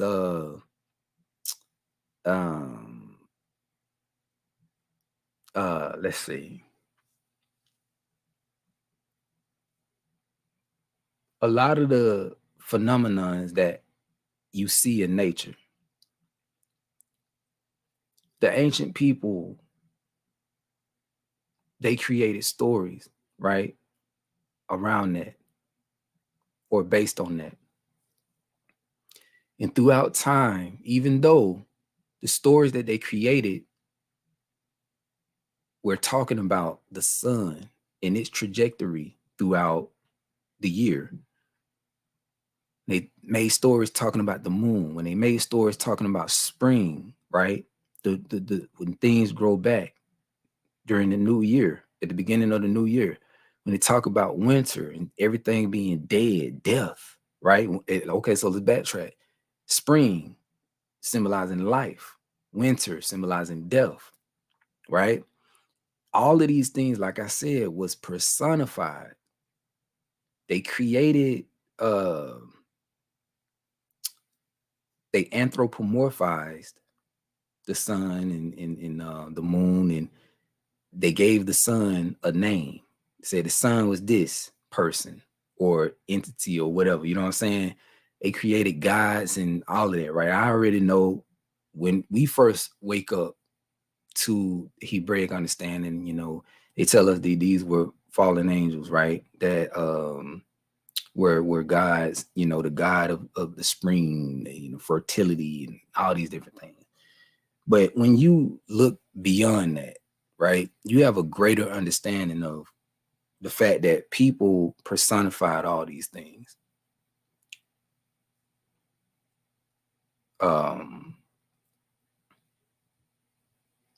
What's the point I was I'll trigger the point I was trying to make. Okay, yeah. People over time took what was personifications as literal beings or literal people, right? When you talk about Horus and Set, the two brothers or whatever, and them warring and the sun going over the horizon and the sun, setting and all that type stuff, man. It's really what they saw in nature, and they created stuff around that. And like I say, over time, people took allegories for fact, like they literized all of that over time. So now today, you got people out there who truly believe that Ra was a real person, that Horus Set were real people, and Pegasus was a real horse. Medusa was a real person. All that, like, what basically Greek mythology, Egyptian mythology, all these different mythologies, right? And I know one would probably argue with me and say they were real, those were real, and da da da da da. And like I say, if that's what you want to believe, that's cool. But I'm just trying to show you how, people took these things that were just allegories and they literized them over time. But that's what he's saying right here. I ain't mean to go down that whole thing, but so symbolism itself becomes warped into a modified fact, and it loses itself in the shadows of an earthly imagery, and it further erects fences, disabling our ability to reach our otherwise divine attributes. If there were intentional modifications made to the original documents, we can also assume that the language barrier caused many unintentional changes. The original scrolls and codices were written in ancient Sanskrit and Aramaic from oral data, then translated into 2nd century Greek. Anyone familiar with linguistics can tell you that certain words of a language simply do not translate accurately into another. Thus, we must rely on the closest synonym or description available, and a choice must be made. However, this was not the only case.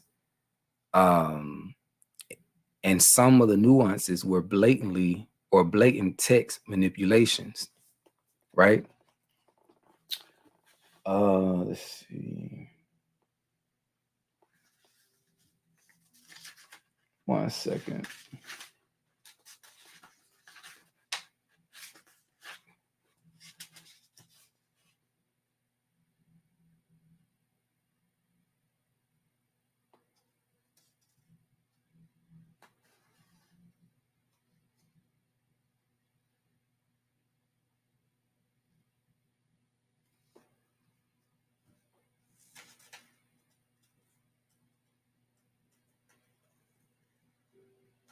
One second. I'm trying to see.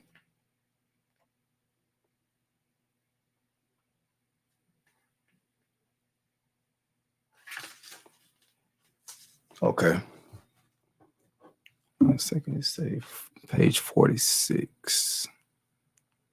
We almost done with this. Like I say, the whole book cold, and I just love how everything is being explained. You can go behind this and do your own research and see how things were set up in the beginning, with them compiling the records and stuff. So, peep this. It says all the known ancient texts tell many of the same stories as the Bible, but from different points of view or perceptions expressed through the personal attitudes of the authors. Some remain unchanged and others are even expanded in details and feelings. If we are indeed as evolved as we claim to be today, why do we still require someone to tell us of the Most High? Why are we seeking outside help and redemption when we should be looking inward? Are we not told, be still and know God? Meditation. This of itself shares with us the knowledge that we need to seek no further.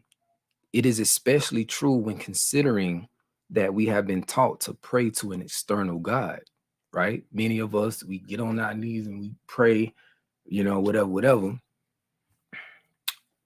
and subconsciously, it's just, we're so used to praying outside of ourselves instead of closing the doors, right? Going within, like Yasha said, the closet.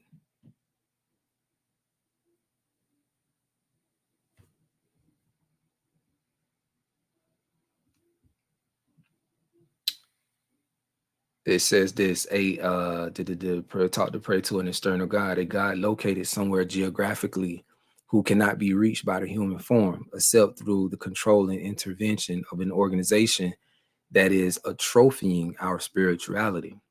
Why would God do this? The one known as Jesus told us that spirit is within us. Why pray to someone somewhere outside of our own temple? All right. Hope you. Yeah. 1 Corinthians 6:19-20 confirms that principle. What? Know you not that your body is the temple of the Holy Spirit, which is in you, which you have of the Most High, and you are not your own, for you are bought with a price. Therefore, glorify, which is a word meaning praise, worship, boom, boom, boom, boom, honor, all that, right? God in your body, in your temple, not outside your temple, in your temple where it resides, and in your spirit, which are God's. Has our spiritual awareness been lowered to such an extent that we cannot grasp or comprehend all these meanings, all the subtle allegories? Right? The master said, verily, verily, I say unto you, he that believeth on me, the works that I do, shall he do also. And greater works than these shall he do. He also taught us that we should worship nothing outside ourselves, for if we do, it would negate our own ability. From a metaphysical perspective, this appears to be a reference to the idea of inner Christ consciousness, the well of life. If we have the faith, love, and perseverance to reach for that elated state, we are being told that we may accomplish what the master did and do even greater things, as cited earlier. Peep this. I love this line right here, right? Because let me read it first. Matsu Basho once said, do not seek to follow in the footsteps of the men of old. Seek what they sought, right? In that sense, many contemporary religions are not seeking what Jesus or Yasha sought. And I'm here to tell you today, people ain't doing that. People are not doing that. You will have millions of people that'll read that line. Yasha saying out his own mouth, you shall do what I'm doing, and you shall do even greater works. How can you read that and still look at yourself like, oh, I'm not capable. There's no way possible. I'm only human. I can't do those things. Just told you can do those same things. But see, the problem is people are not seeking what Yasha sought. For him to even do what he did, the knowledge he had, people ain't looking for that. People ain't looking for that. They just reading the story and just running with it like, oh, let's just praise and worship Yasha. Ahaya Bahashim Yeshaya. but they're not seeking what he sought, right? They're not seeking what he sought.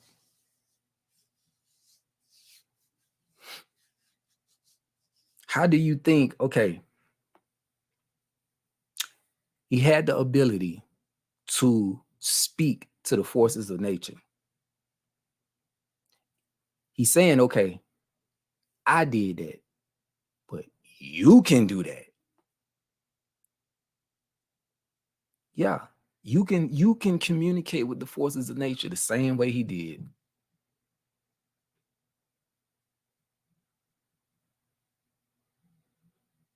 Manipulate energy, all of that.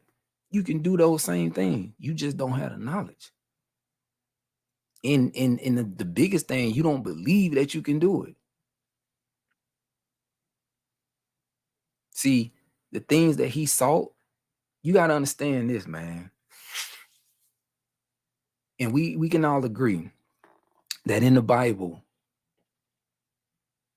the first 18 years, is it the first 18 years of Yasha's life? It's not in there. Basically, the portion of his life where he learned, where all the stuff he was taught, that's not in there. You got to question why. Why is that not in there?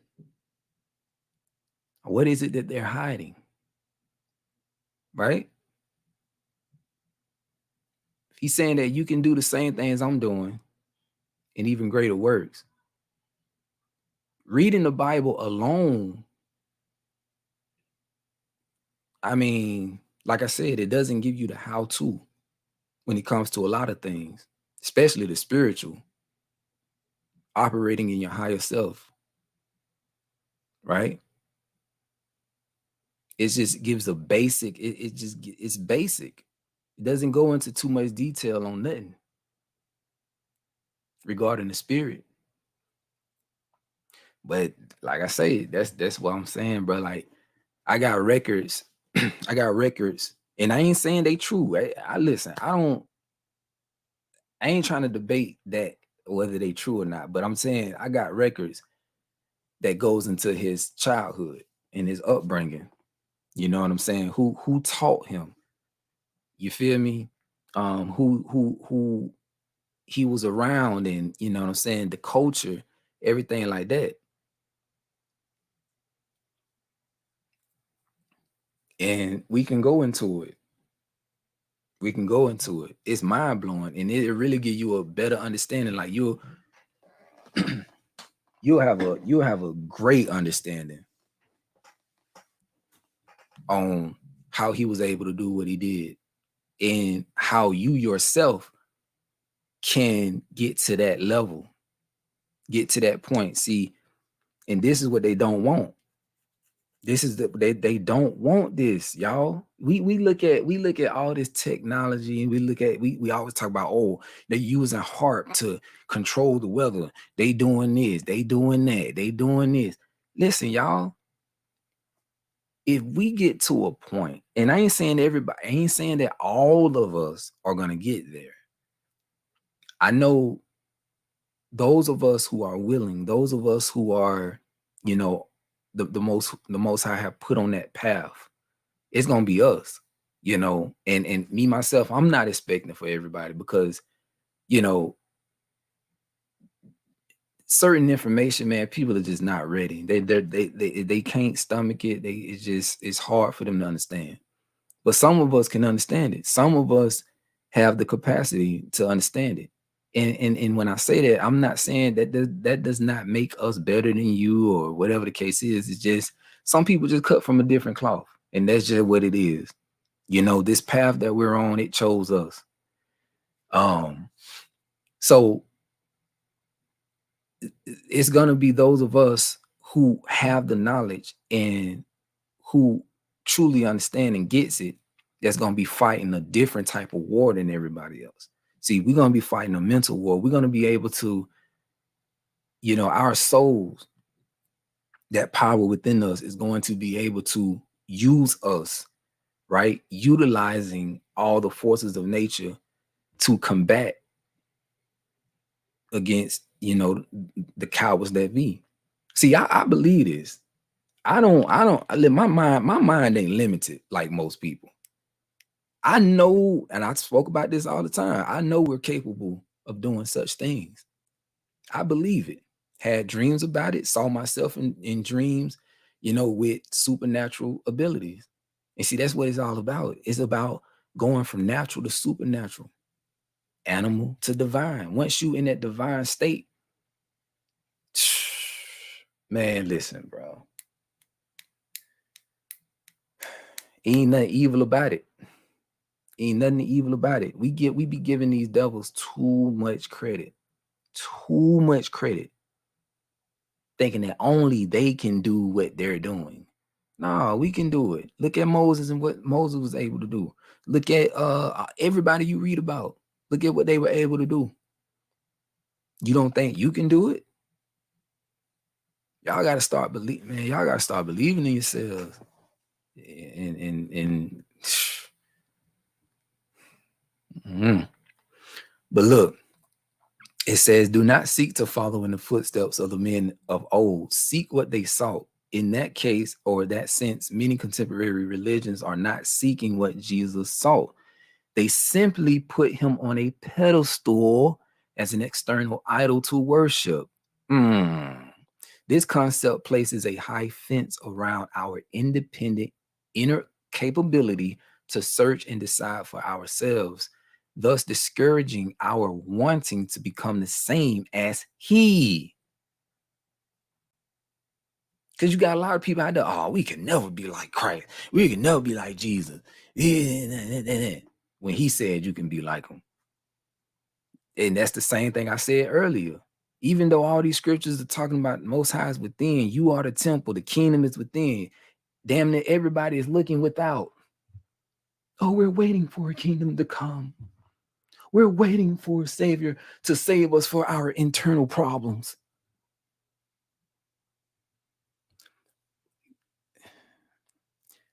Y'all gotta start looking in the mirror, man. Anyway, let's continue.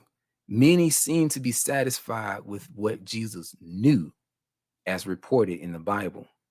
Under these conditions, few will seek and reach higher consciousness, as was his intention contained in his own messages. Peep this.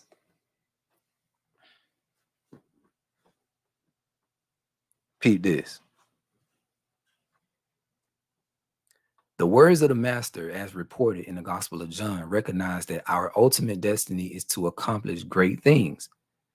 Were we to develop our potentials to their fullest, in essence, it is a direct statement that allows us to act accordingly. Today, many religious organizations restrict spiritual endeavors by telling their congregants that going beyond their teachings is evil. Is that not true? Blasphemous, thus implying that they are not worthy. If they are indeed not worthy, would that not suggest that God made a mistake? How could this be possible? How could perfection create imperfection? The idea of being not worthy has been so inculcated in so many people for over 1600 years that modern minds consider it natural. We are repeatedly told that we are sinners, and on that subject, Sri Ramakrishna tells us that if you repeat enough that you are a sinner, then you shall become one. Remember the power of words, right? The power of the tongue, right? And I told somebody this the other day. I was like, instead of just, saying you a sinner, you're a sinner, you're a sinner. We're born sinners and all this and that. We shouldn't even say that. We shouldn't even say that. Once we have a greater understanding of what we are, like this body that we possess, and that's the problem. A lot of people identify with the body. They identify with this flesh, but that's not who you truly are. This body is just an avatar. It's just a suit to experience this human reality. You know what I'm saying? This 3D realm or dimension or whatever, but you are not your body.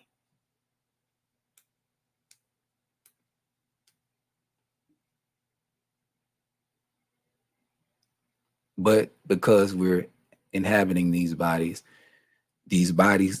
are flawed. You know what I'm saying? They are flawed.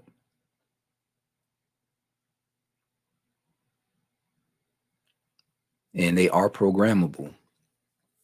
Because really, when you look at it, when you just take a step back, take a step back from all the religious teachings and you know all of the educational, you take a step back and you really ask the question, what are these bodies? These bodies are just machines, really. We're operating in machines.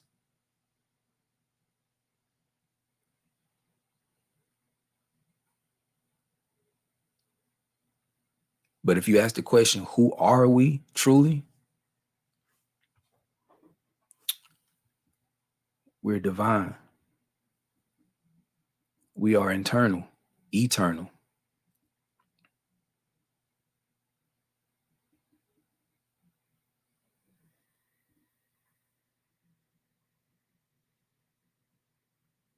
You know what I'm saying? Um, okay, so it says, if we repeat enough that you are a sinner, then you shall become one. How can all the various clerics have missed the depth of Christ's message over such a long period of time? In his own words, did he not give us permission to do as he did and more? Today, the way to reach this spiritual power is still deeply buried. That's why I'm trying to tell y'all, it's deeply buried. Why would they give the masses the very information, the knowledge that will empower them, that could potentially, you know, put them in jeopardy of losing power and control? Because that's what it is. If we had the knowledge, y'all, I'm telling y'all, if I'm talking about collectively, if our people and just people all over had this knowledge, the power that they think they have, it would be no more. You feel me? They cannot fight against that. Man, look. So they had to hide it. They had to demonize it, right? And see, this is what the Freemasons, all these secret societies, this is the agreement that they all have to keep this information hidden. Keep it buried. Let's keep them confused. Let's keep them focused only on one thing.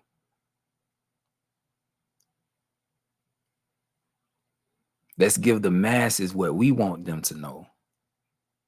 The things that we don't want them to know, let's hide it. Let's keep it hidden. Let's keep it only for us.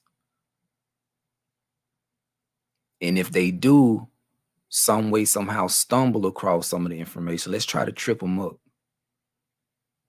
Let's keep them, let's keep them, you know, in a maze or whatever. I'm telling y'all, it's deep now. How can we learn the inner secrets when all the pertinent information has been changed or hidden from view? It is obvious that we have been fed only a portion of the knowledge required to complete the journey toward Christ consciousness, all right, or divine man.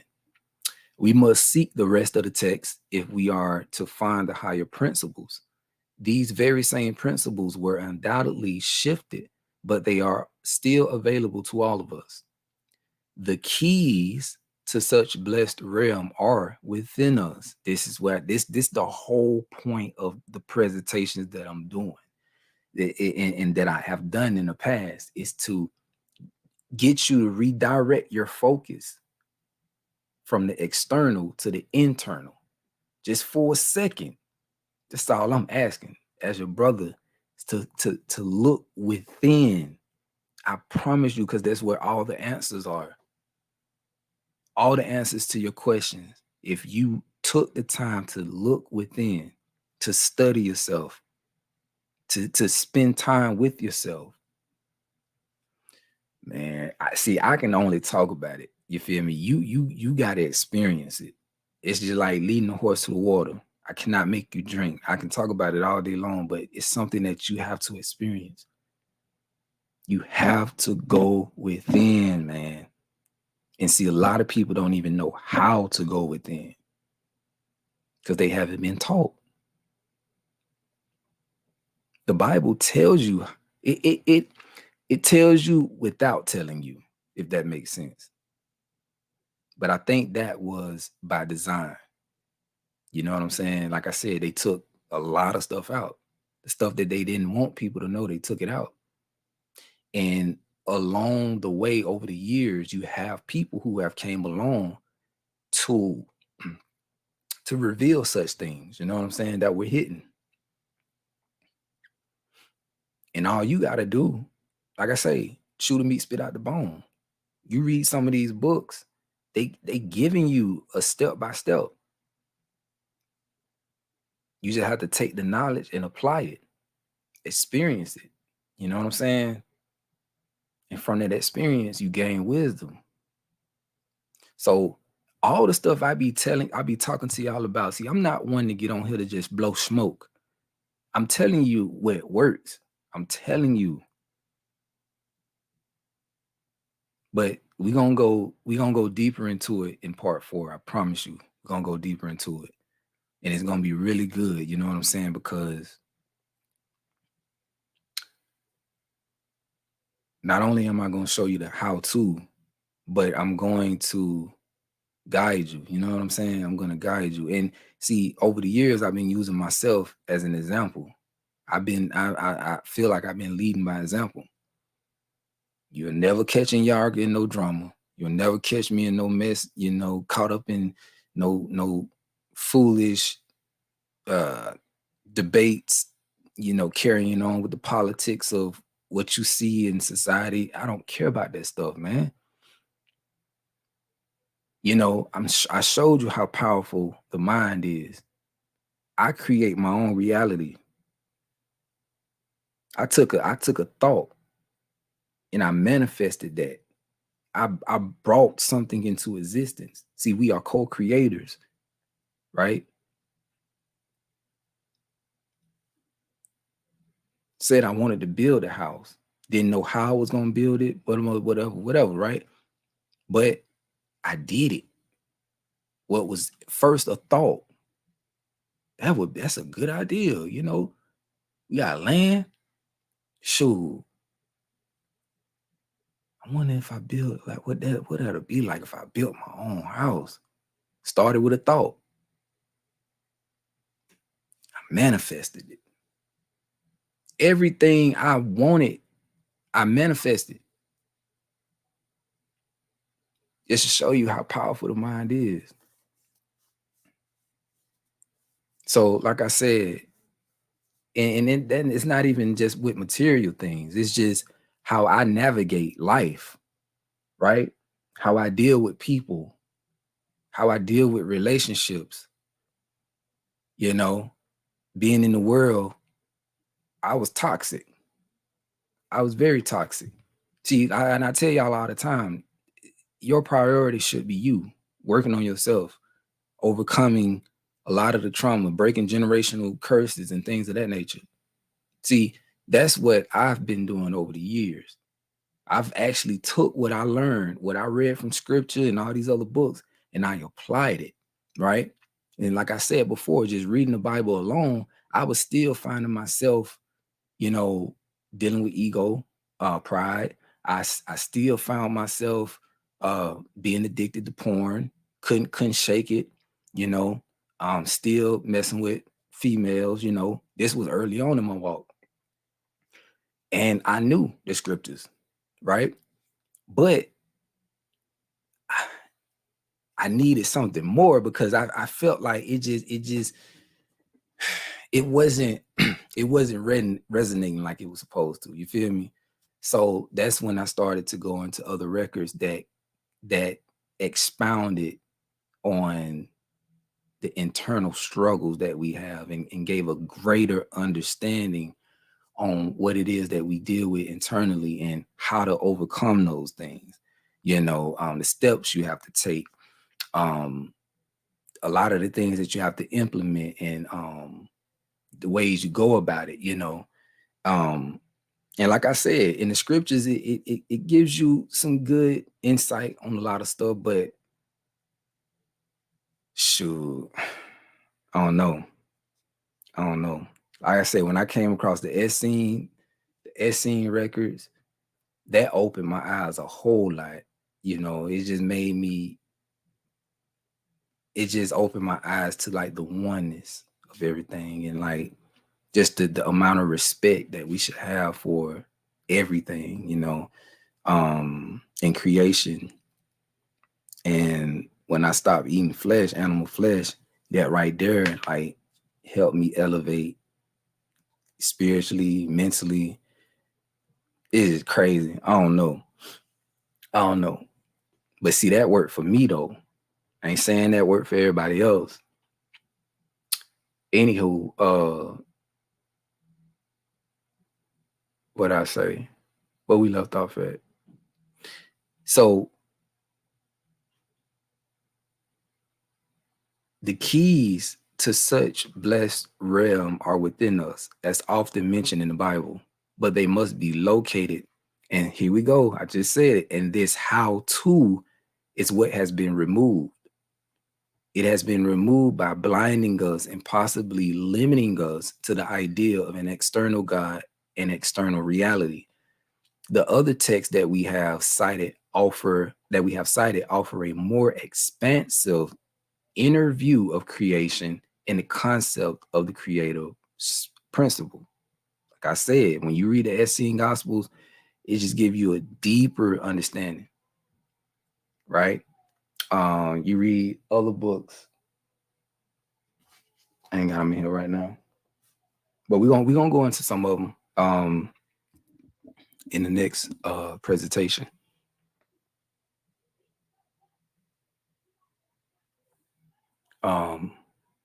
But this, like I said, this video right here was really just a refresher, of what we spoke about in the previous presentations. So look, in all the texts wherein Jesus is quoted, it is easy to perceive that he was teaching the inner, higher concept of physical and spiritual forms working in unison to the apostles, the disciples, and the multitudes that followed him. Now, pay attention to this, because we went over this in part 1 of the presentation. Each of these groups was presented the same subjects at different levels, depending on their depth of comprehension or their capacity to understand. He often emphasized this point by saying, "Let those with ears hear." The metaphysical aspects of the teachings were there, but whether they were related at that time or even in our present era, it was known that not all would be able to understand their profundity. Let me hold on 1 second. Let me look up the definition of profundity.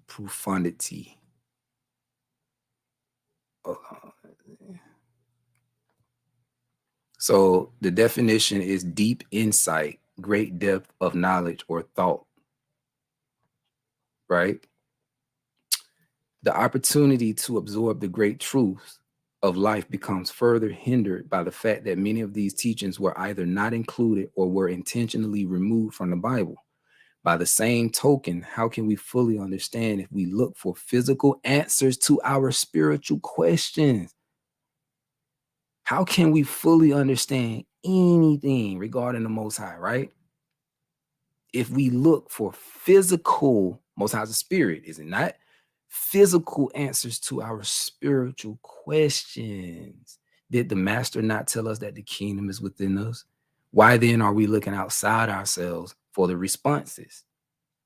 We must look within our own personal divine mind and enter our own secret chamber, as the Christ so stated.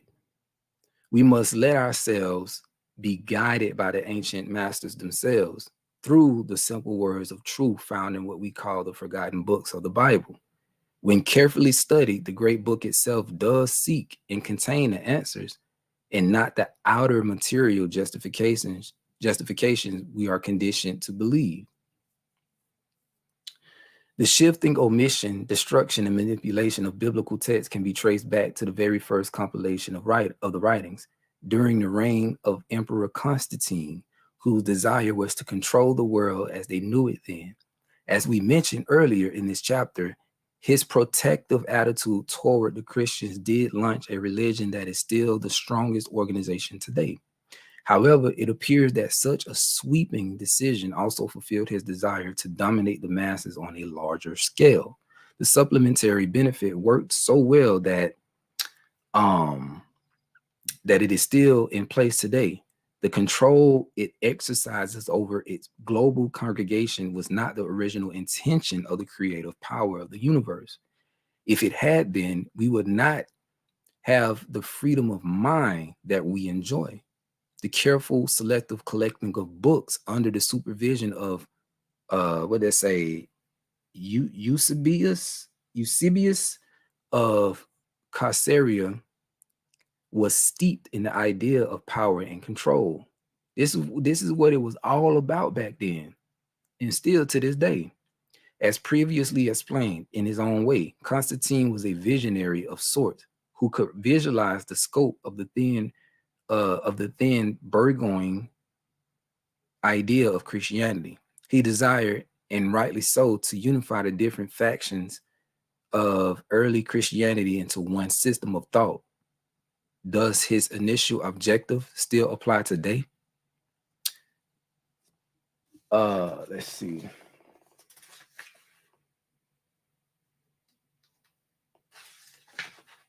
What page is this on? 1 second, y'all. What page is this? 48. I'm way ahead. Hold on.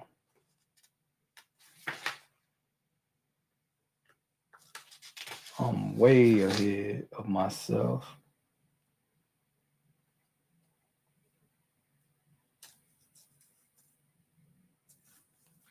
I'm way ahead.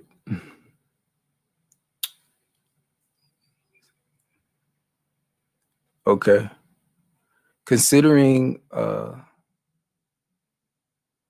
the extent of the completed project, it leaves us with the impression that the populace would have to depend on the church for accepted knowledge.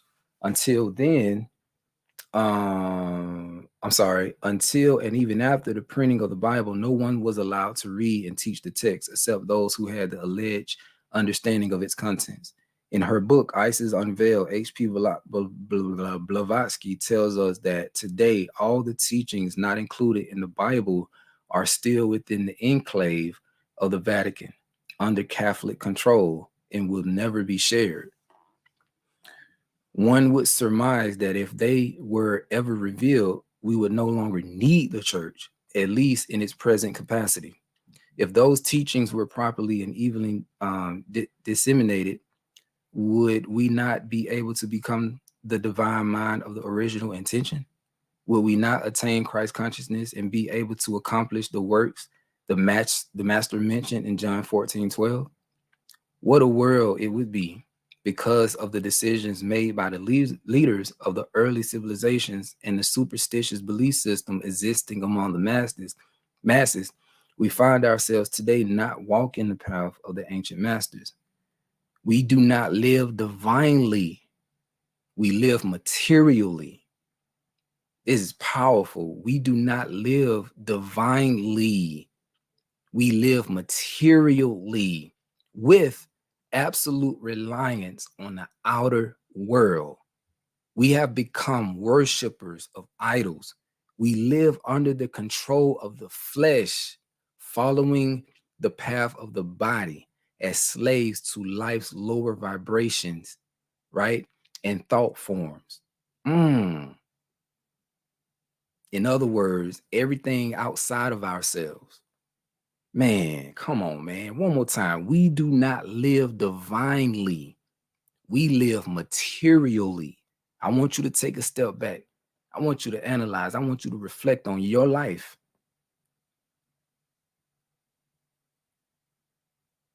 And I just want you to ask, I want you to ask yourself that question. Am I living divinely or am I living materially? Do I even know what that means to live divinely? Ask yourself. We live materially with absolute reliance on the outer world. We have become worshipers of idols. We live under this is the most important part right here. We live under the control of the flesh, following the path of the body, and its pleasures, its desires, its passions, giving into its, being slaves to its urges, instincts. We have become, listen, that's why we're so easily controlled. Because we operate as animals. They know our every move. You know what I'm saying? We're so predictable, just like animals. Telling y'all, we gotta elevate. We gotta elevate. We gotta grow up. And I'm talking spiritually. Like, we got to grow up. We gotta start living divinely, man.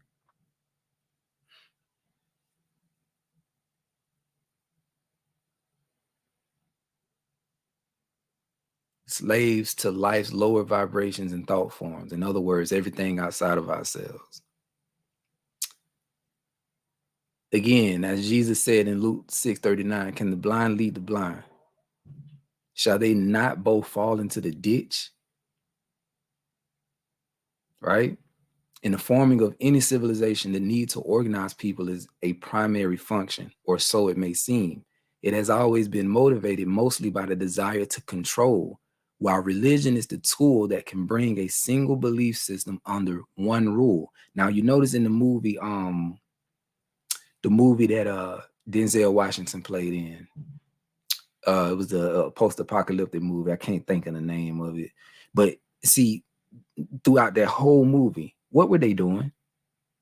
The guy was looking for Elijah. That's what his name was, right? Eli, the book of Eli. He was looking for him because he had the Bible, right? And he wanted that Bible. And he said something in that movie. He was just like, listen, and I'm paraphrasing, but he said, if you have this book, you can control, you feel me? You can control the people. The people believe in this book. So I don't know if those were his exact words, but he was saying something like that. Right? And again, this was post-apocalyptic world, right? So he had intentions on controlling the people by using the book. That's why he wanted the book so bad.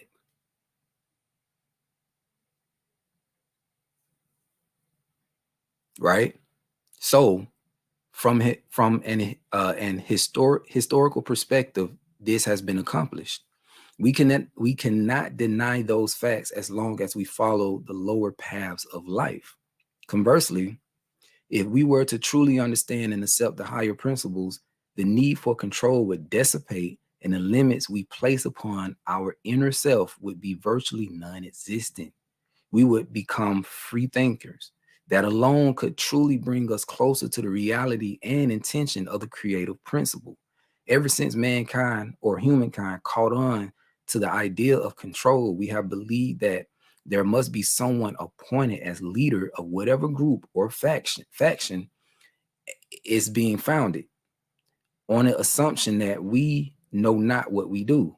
It is my perception that the divine principle was, is, and always will be in control for a collective higher purpose.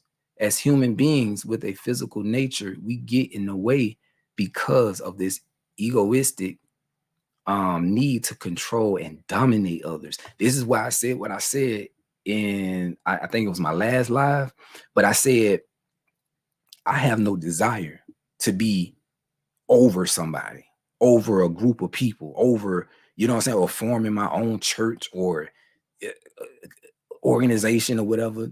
and be a leader over people, because I believe that we all share that same thing. Yeah, we can govern ourselves. You understand what I'm saying? We can all work together as a collective, right? By sharing, caring, loving. We can do this. We don't need no leader. But see, when you operating in that low state, and then when you operating out of ignorance, yeah,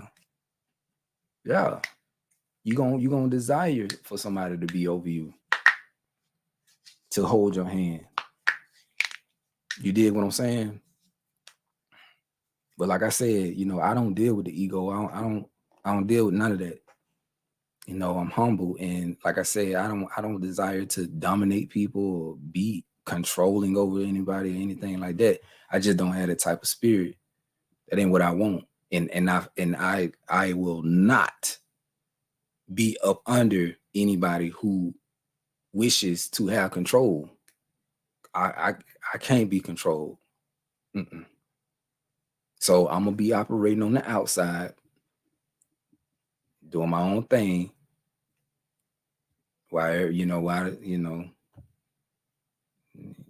Yeah. But perhaps God really did make us in his likeness in the continuing process of our evolution. It seems that this divine declaration of intent is still being unfolded. As finite beings, we yet have to absorb the staggering impact of infinity as an experience and not just as an item of intellect. Each of us has the possibility to discern that the power of infinity and the power of self, in conjunction with the Most High, will and can create all things. The definitive answer is in the union and not the separation between body and soul that religious minds have inculcated in our minds. In Matthew 12:25, did Jesus himself not state that a house divided against itself shall not stand, right? That seems to be the case.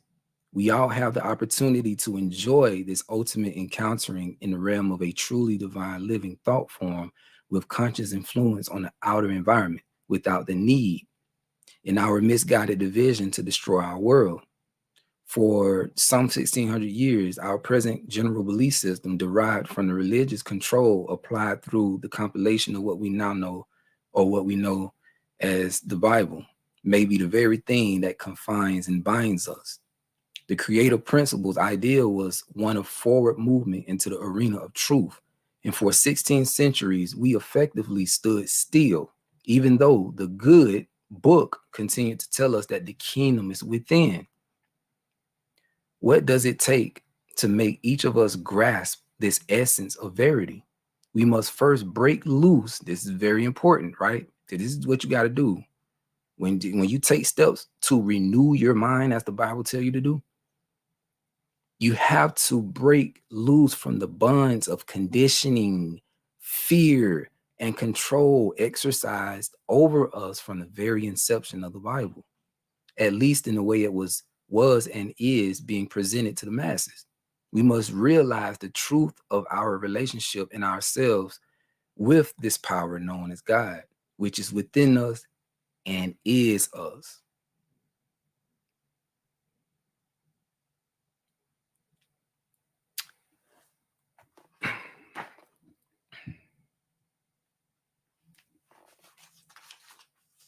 Some wisdom now. A lot of wisdom, man. All right. I ain't gonna read the whole book. I'm gonna just read one more line, and that's it for this book.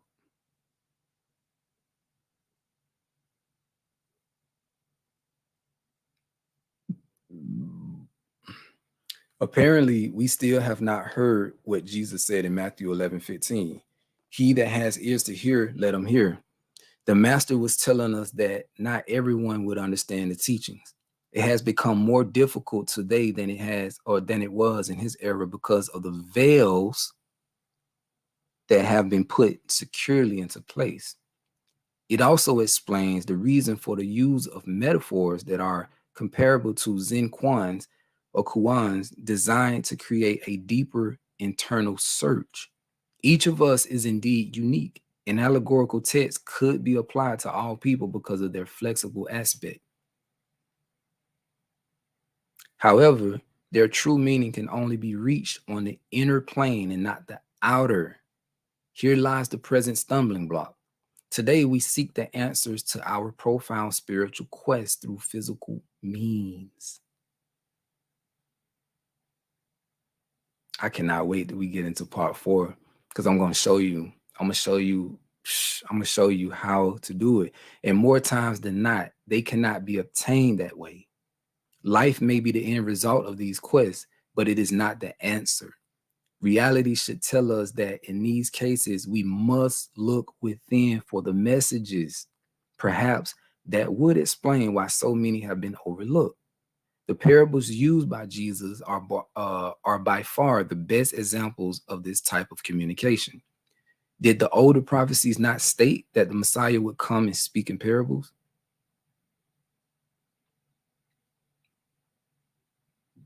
And he certainly fulfilled the prophecies of Isaiah and Daniel.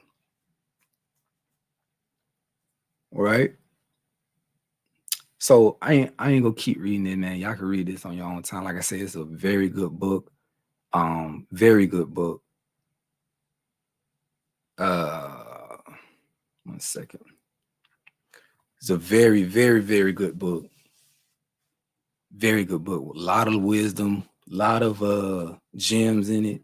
You know what I'm saying? And it just helps you get a better understanding of your divine nature. You feel me? And just the Most High within.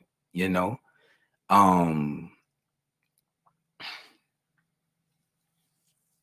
Now, switching back over to this real quick, and I ain't gonna be on too long. I'm really not. I'm not gonna be on too long, but I just want to show this because we're gonna go back into this in the next presentation in part 4. Okay, and I apologize for going this long without getting into it, but that's the reason why we're doing this video right here, so that we can get a better understanding. Let me show you this real quick.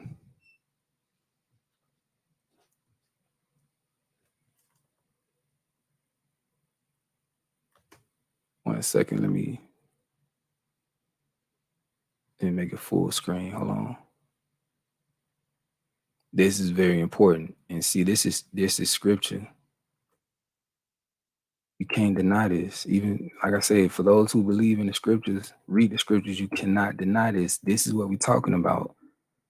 1 Corinthians chapter 2, verse 14. But the natural man, y'all, when y'all read this, you got to understand what it's talking about. But the natural man receiveth not the things of the Spirit of the Most High, for they are foolishness unto him. Neither can he know them, because they are spiritually discerned.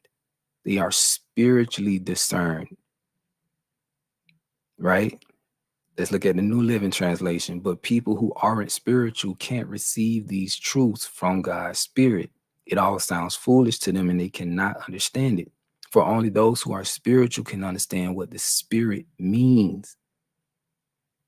If we were taught and conditioned to only look outside of ourselves,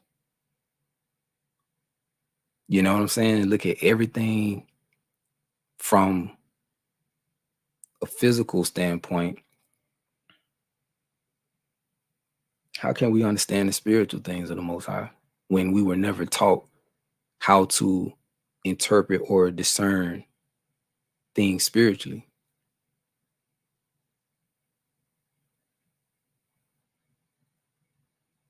Because we have to, in order for us to do so, we have to be in a certain state of mind. We have to operate on a certain frequency. As long as we continue to deal with cognitive dissonance, as long as we continue to look at things fundamentally or superficial, we have all these superficial understandings. We'll never be able to understand. You know, we continue to operate like animals, being slaves to the flesh. You know, can't we don't one thing humans suck at is controlling their emotions. You got to get all that under control for you even can. It's like I said this one time in an interview, and she asked me, how did I get to where I'm at now? And it's like this, right? And this goes into like initiation, right? And I ain't talking about Freemason, I'm talking about the Most High's initiation process. It's like this. The things that we deal with, let's say generational curses, let's say, you know, we suffering from trauma, whatever. So we develop these unhealthy habits, all these things, right? I tell people all the time, if you want to level up, if you want the Most High to unlock different parts of your, you know what I'm saying, your brain, if you want your the capacity to, you know, expand, open you up to receive downloads, you know what I'm saying, from the Most High, what you have to do your part. And your part is overcoming, mastering yourself, right? Write a list of things that you deal with. Work on those things. When you truly overcome, boom, you level up. You overcome, boom, you level up. Overcome, boom, you level, because you going from animal man to divine man, right? All those things that you were slave to, all those things that kind of, you know, held you down, held you back, they no longer they no longer have any power over you. You're now taming the flesh. You're now, you know, you're elevating. And see, once you follow the steps, telling you, I'm telling you, the reward is crazy. Like, I can't even explain, but that's what I'm telling people, man. Because you got a lot of people who are decent people, you know, doing their best in life, yet they still hold on to, you know, these mundane, these superficial teachings, and, you know, uh, uh, perspectives and stuff like that. And it's hard for them to even level up because they holding on to that stuff, and they limit their minds. You know what I'm saying? They're comfortable where they are. They don't want to learn more. They don't want to, you know, they don't feel the need to. And like I always say, it's cool if that's how you are, but just know there's more. And what you know ain't all there is to know. So look, keep this going deeper into it. When you look at the word natural in the Strongs, right, you get animal, sensuous. Interesting. The natural man, you can tie that into the animal man or the sensuous man. So let's look at the etymology definition of sensuous or animal. Sensuous, carnal, unspiritual, of or pertaining to the senses. So in part 4, we're gonna go deeper into the senses, right? And how they have a lot to do with how people perceive things, you know what I'm saying? How they function and operate. Meaning connected with the gratification. Gratification is another word for pleasures of the senses. Okay, look at the definition for animal. Used derisively of brutish humans, in which the animal or non-rational, non-spiritual nature is ascendant. Okay, pertaining to the animal spirit of man, that is, pertaining to the merely sentient, as distinguished from the intellectual, rational, or spiritual, the higher qualities of a human being. Animalism, brutishness, state of being, a mere animal moved by sensual appetites, right? Pleasures, as opposed to intellectual or moral forces. from animal as the doctrine that man is a mere animal. Now, let's look at the symbolic meanings. And I got these definitions out of what dictionary? I think the Metaphysical Bible Dictionary. But anyways, animal, a symbol of the desires, passions, and appetites. In the Levitical law, the inferior animals were made by the Most High to be symbols to man of his own vicious propensities, and so became instruments of moral and spiritual teachings to his people. Right? So if you look at the Levitical law, I know a lot of people look at that literally as literal food, or I mean literal animals. But if you take a step back and look at how it was written, right? Let's say it's cool if you want to hold on to literal animals and clean food, bad food, whatever, right? You can hold on to that. All I'm saying is there's another side to it, my brother, my sister. These things, these animals have been personified, right? For the nature, they symbolize the nature of men, right? And see, the epistle of Barnabas goes into that. I'm not going to read it, but it's there. You can read it on your own time. Chapter 10, go through the whole thing. Check this. James chapter 3, verse 13 through 18. It says, are any of you wise or sensible? Then show it by living right and by being humble and wise in everything you do. But if your heart is full of bitter jealousy and selfishness, don't brag or lie to cover up the truth. Because this wisdom does not descend from above, but is earthly, from the thoughts of the self, lower self, right? Animal self, animal man, and from demons. The wisdom descendeth not from above, but is earthly, sensual, devilish. Let's look at these. Let's look at it, right? Sirach chapter 21, verse 27. When the ungodly curse of Satan, he curseth his own soul. Hold on, what? What? When the ungodly curse of Satan, he curseth his own soul. So, hold on.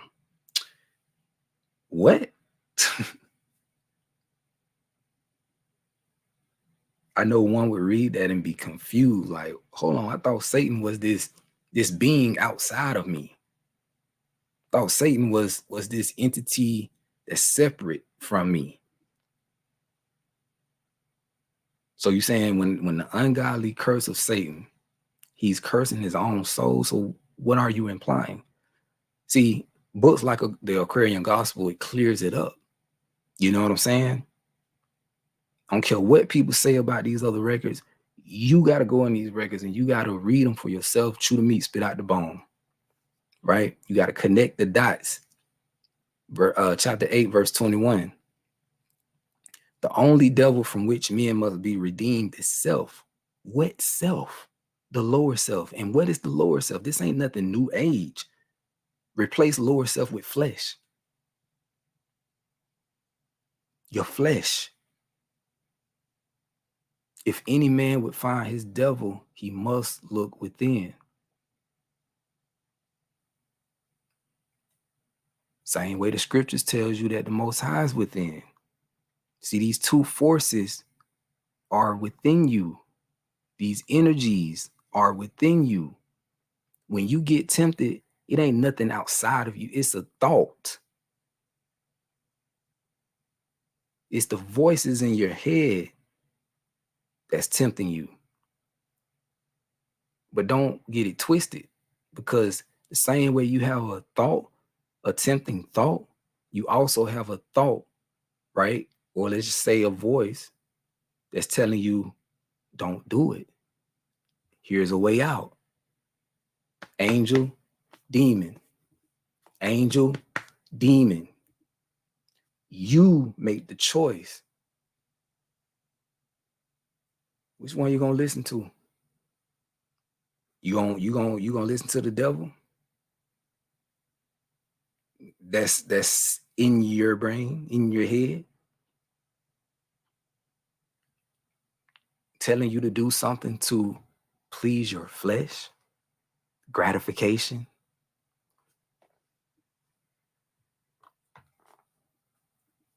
Or are you going to choose the angel or God and have dominion over, or just basically put those negative thoughts in subjection, right? Have control over your impulses, your urges. Choice is yours, my friend. So you look at the symbolic meanings of devils, you get lower desires, passions, appetites, and instincts. All things that's connected to this dang on flesh, right? Your lower self. These are the lower qualities of the human. So far as they oppose the upward evolution of the soul, constitutes the evil impulses of human nature. Amongst most people, this is important, amongst most peoples, the demon is symbolized as part animal, part human. So when next time you look at these images, don't look at it and, oh, this is a Freemason picture or image, or what. Really look at what is the message in it, what it's symbolizing. Amongst most peoples, the demon is symbolized as part animal, part human. He dwells in the animal nature of man, and those who are controlled by their what? Appetites. Because, people are addicted to food. You know what I'm saying? Those who are controlled by their likes and dislikes. Those who are controlled by their hates and fears need no further damnation. They have built their own hell and are experiencing its torments. Because what happens when you're controlled by your appetites? When you just stuffing food in your body, American diet, people eat what, 3-4 times a day? You know how your body feels after that?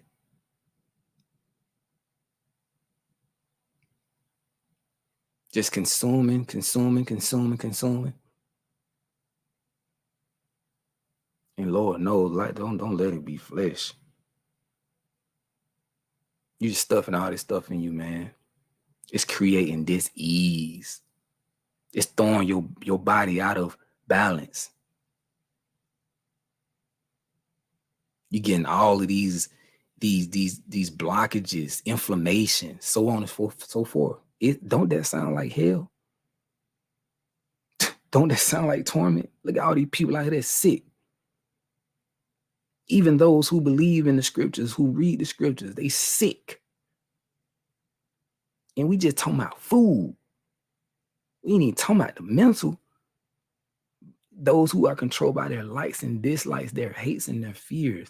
See, all this stuff right here, man, it F's you up. It F's you up. This is what I'm saying. We got to rise above all this stuff, man. They need no further damnation. They have built their own hell and are experiencing its torments. Romans 8:5. For they that are after the flesh do mind the things of the flesh, but they that are after the spirit, the things of the spirit. Let's go down here. Let's go down here. It says, people who are ruled by their desires think only of themselves. Everyone who is ruled by the spirit thinks about spiritual things. This is why I like reading all the translations, because just reading the King James alone, yeah, you know what I'm saying? It say what it say. But look at this right here. Look at all these different translations and what they say. It gives you a better understanding of what's being said. Those who live as their human nature tells them to have their minds controlled by what human nature wants. Those who live as the spirit tells them to have their minds controlled by what the spirit wants. Verse 6, for to be carnally minded is death, but to be spiritually minded is life and peace. Check this out right here. Contemporary English version. If our minds are ruled by our desires, we will die. But if our minds are ruled by the spirit, we will have life and peace. To be controlled by human nature results in death. To be controlled by the spirit results in life and peace. Verse 7. And so people become enemies of the Most High when they are controlled by their human nature, for they do not obey God's law. And in fact, they cannot obey it. This is what I be saying. It's hard for people to do that. 100%. So this is what I'm trying to tell y'all. This is why I feel like it's so important to teach things like this and bring this to people's attention, especially in the times we living in now. Look at this world, man. This world, the majority of this world is opposed to the Most High. You know what I'm saying? They're not nowhere near connected.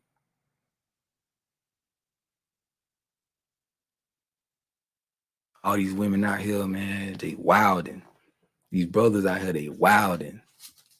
But that's cool though. That's cool. We in the world, but we not of it.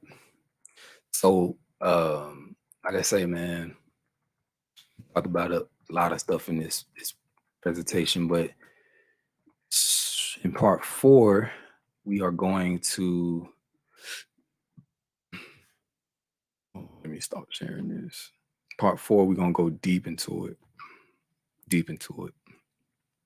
More into these two natures, the animal nature and the divine nature. Gonna go more into it. Hopefully, man, y'all can, learn some and apply a lot of this stuff that we going over. You know what I'm saying? Not just listening to it, and saying, oh, that sounds like it's good information, or that sounds like it's deep, or whatever. No, man, y'all got to start applying these things and to see results. So just wanted to give a refresher.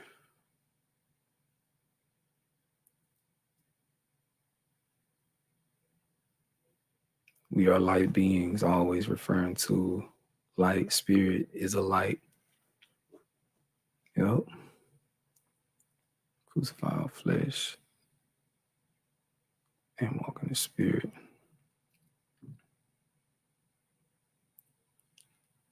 Yes, application of knowledge brings results.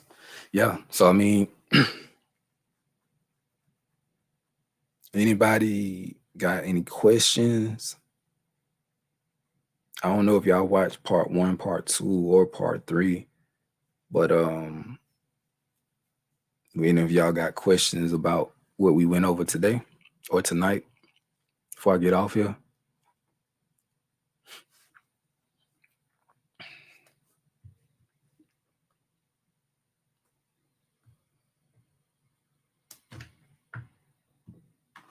Hold on 1 second. You see why it's important to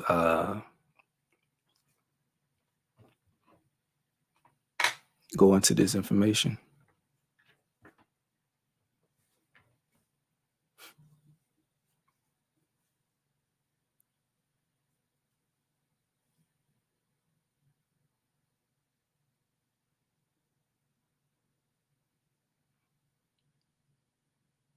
This was very enlightening. Thanks so much for your continued labor in helping to guide us on this journey and willing to learn yourself without being arrogant. That's what it's all about. I just want y'all to know that, it comes from a good place. I'm a genuine individual, and I just really want to see people grow, and I just want people to work on themselves stop being stagnant, stop holding themselves back due to limiting beliefs and stuff like that, man. It's a shame that we come this far. A lot of us have been in this for some years, about a decade or more, and it's like a lot of us still don't get it. We still struggling, and we shouldn't be. I feel like, collectively, we got a lot to learn, a lot of catching up to do. And like I say, this ain't for everybody. I don't expect for everybody to have an interest in this, but at the end of the day, for those of you who are interested, you know what I'm saying? I guarantee you, y'all are gonna get a lot out of this, and you're gonna see you're gonna see major change in your life. Major change in your life. You're gonna see a change in how you navigate, how you deal with people, how you carry yourself. You're gonna see your relationship with the Most High strengthen. You're gonna see the Most High in all things. You're gonna see, man, you're gonna see.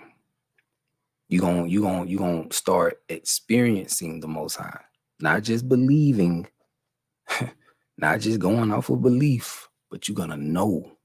You're gonna know the Most High through experience.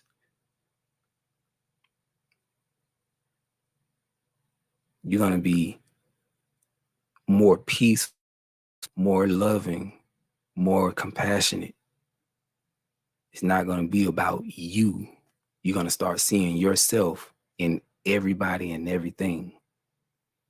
You're gonna develop a large amount of respect for everybody and everything. You're gonna become a living sacrifice. You're gonna start serving the Most High by serving your brothers and your sisters, by sharing and caring.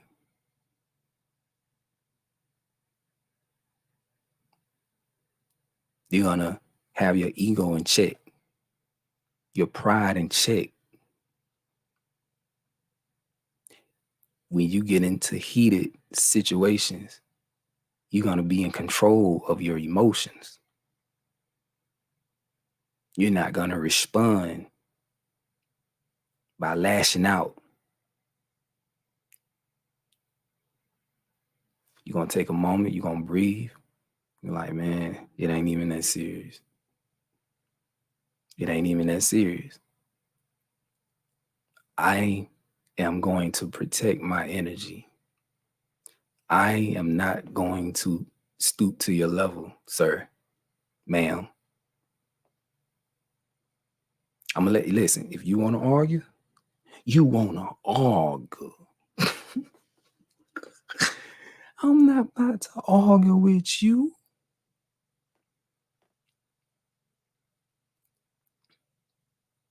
But to stand back and be able to look at that person and to see that person is dealing with something. You know what I'm saying? That person in this moment is being used by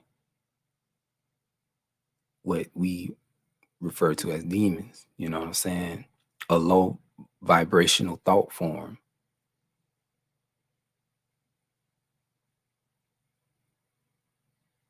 So that's what it's all about. It's all about, man. I'll show you why it's important to meditate, what it does for your brain, what it does for your nervous system, what it does for your mental, what it does for your overall quality of life. I'm gonna show you from all different kind of perspectives. You know,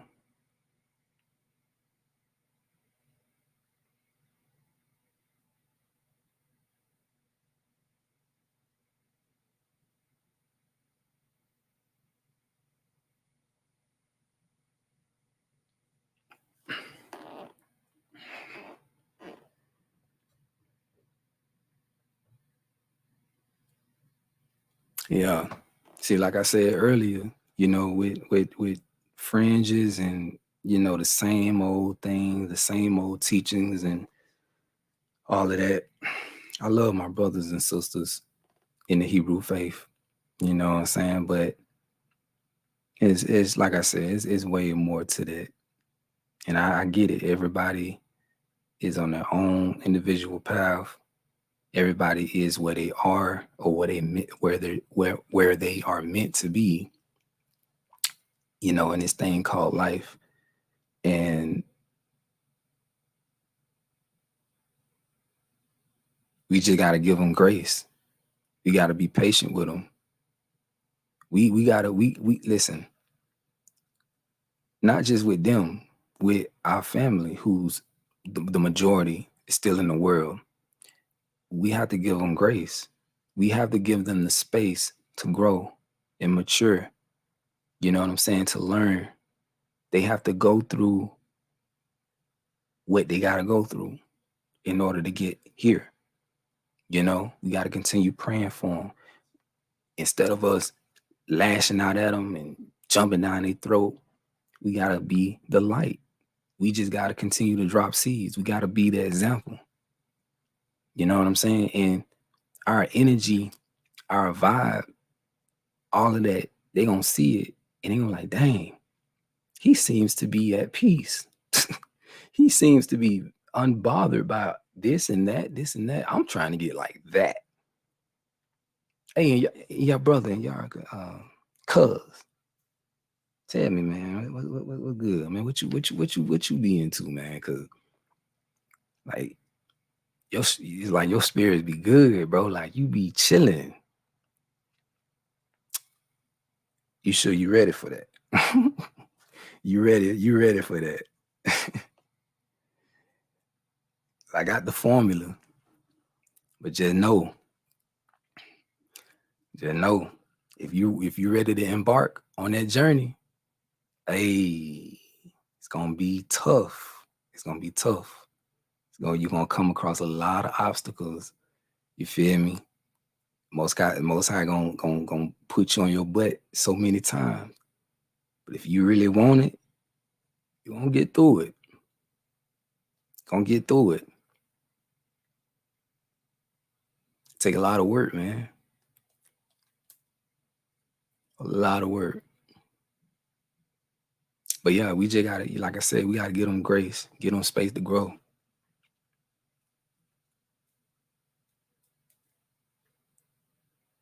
Our job ain't to save everybody. You know what I'm saying? And I can't speak for everybody. I can only speak for myself. But I'm not trying to convert people to what I believe or what I'm on. That's not my intention. That's not what I'm here to do. I'm just here to be a light. I'm just here to plant seeds, keep it moving. If anybody need my help, my guidance, I'm here. That's it. That's all. I mind my business and, take care of my family. I do my music and that's it. I meditate. I do my Qigong. I do my Tai Chi. Take care of myself. I eat right. I eat good. I'm happy. I was gonna say, but yeah, man, I'm gonna go ahead and jump out that thing. It's 12 o'clock. I know it's 1 o'clock for some of y'all. Again, I just wanted to jump on and go over what we already went over, but I really wanted to go into that book and read some of that to y'all so it can help you get a better understanding of what took place in the beginning when they compiled the records and the intentions, of those back then, like the fact that they wanted control over the masses. And it's no different today. So, of course, we as individuals, we have to go above and beyond. We have to do what we got to do to unearth, you know, a lot of the information has been buried and hidden. But we already know, you know, melanated beings, man, we something special. It is more than us being chosen. Y'all gotta understand, encoded within our DNA is the Most High. Like, listen, people just y'all think too small. That's what I tell some of my friends, but y'all think too small, but y'all think we just humans, just puny humans, and we're not capable of anything. Man, please. They know this. They know how powerful we are. And if we rightfully, you know, we apply ourselves, you know, have discipline, we can do some extraordinary things, y'all. If we understood how frequency worked, you know, we understood all the sciences of it, man, I can't even imagine. These folks, boy, these devils will be scared, boy. I'm talking about. But see, people, they don't fear, you know, us saying we Hebrews and they don't fear that, man. They don't fear that.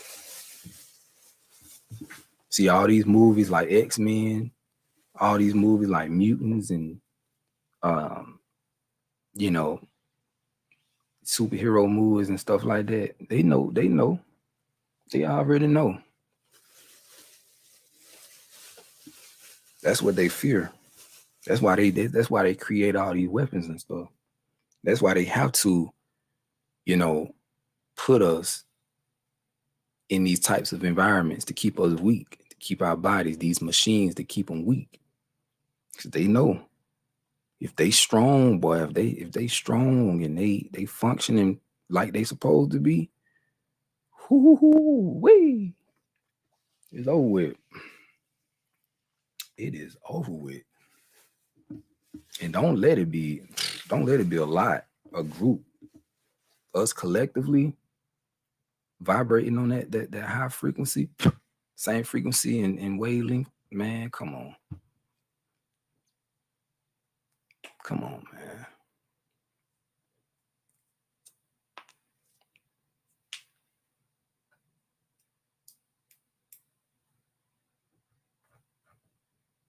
But we getting there. I got faith in y'all. I got faith in myself. I got faith in all of us. You know what I'm saying?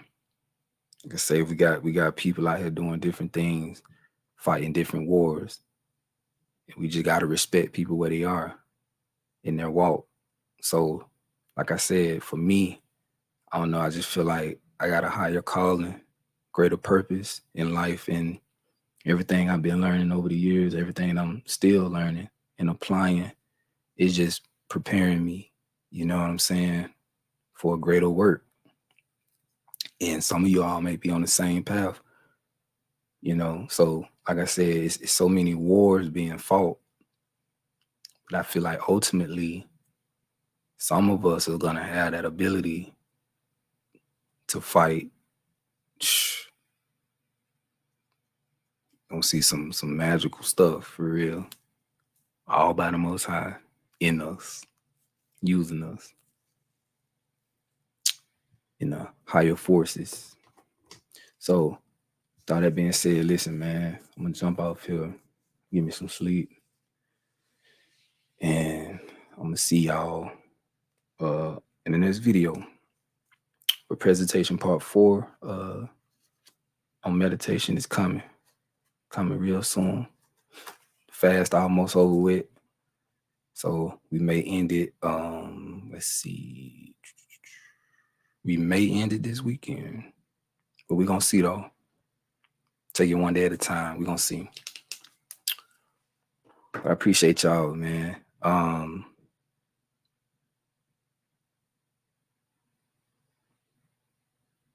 Y'all hold it down. Peace, love, and light.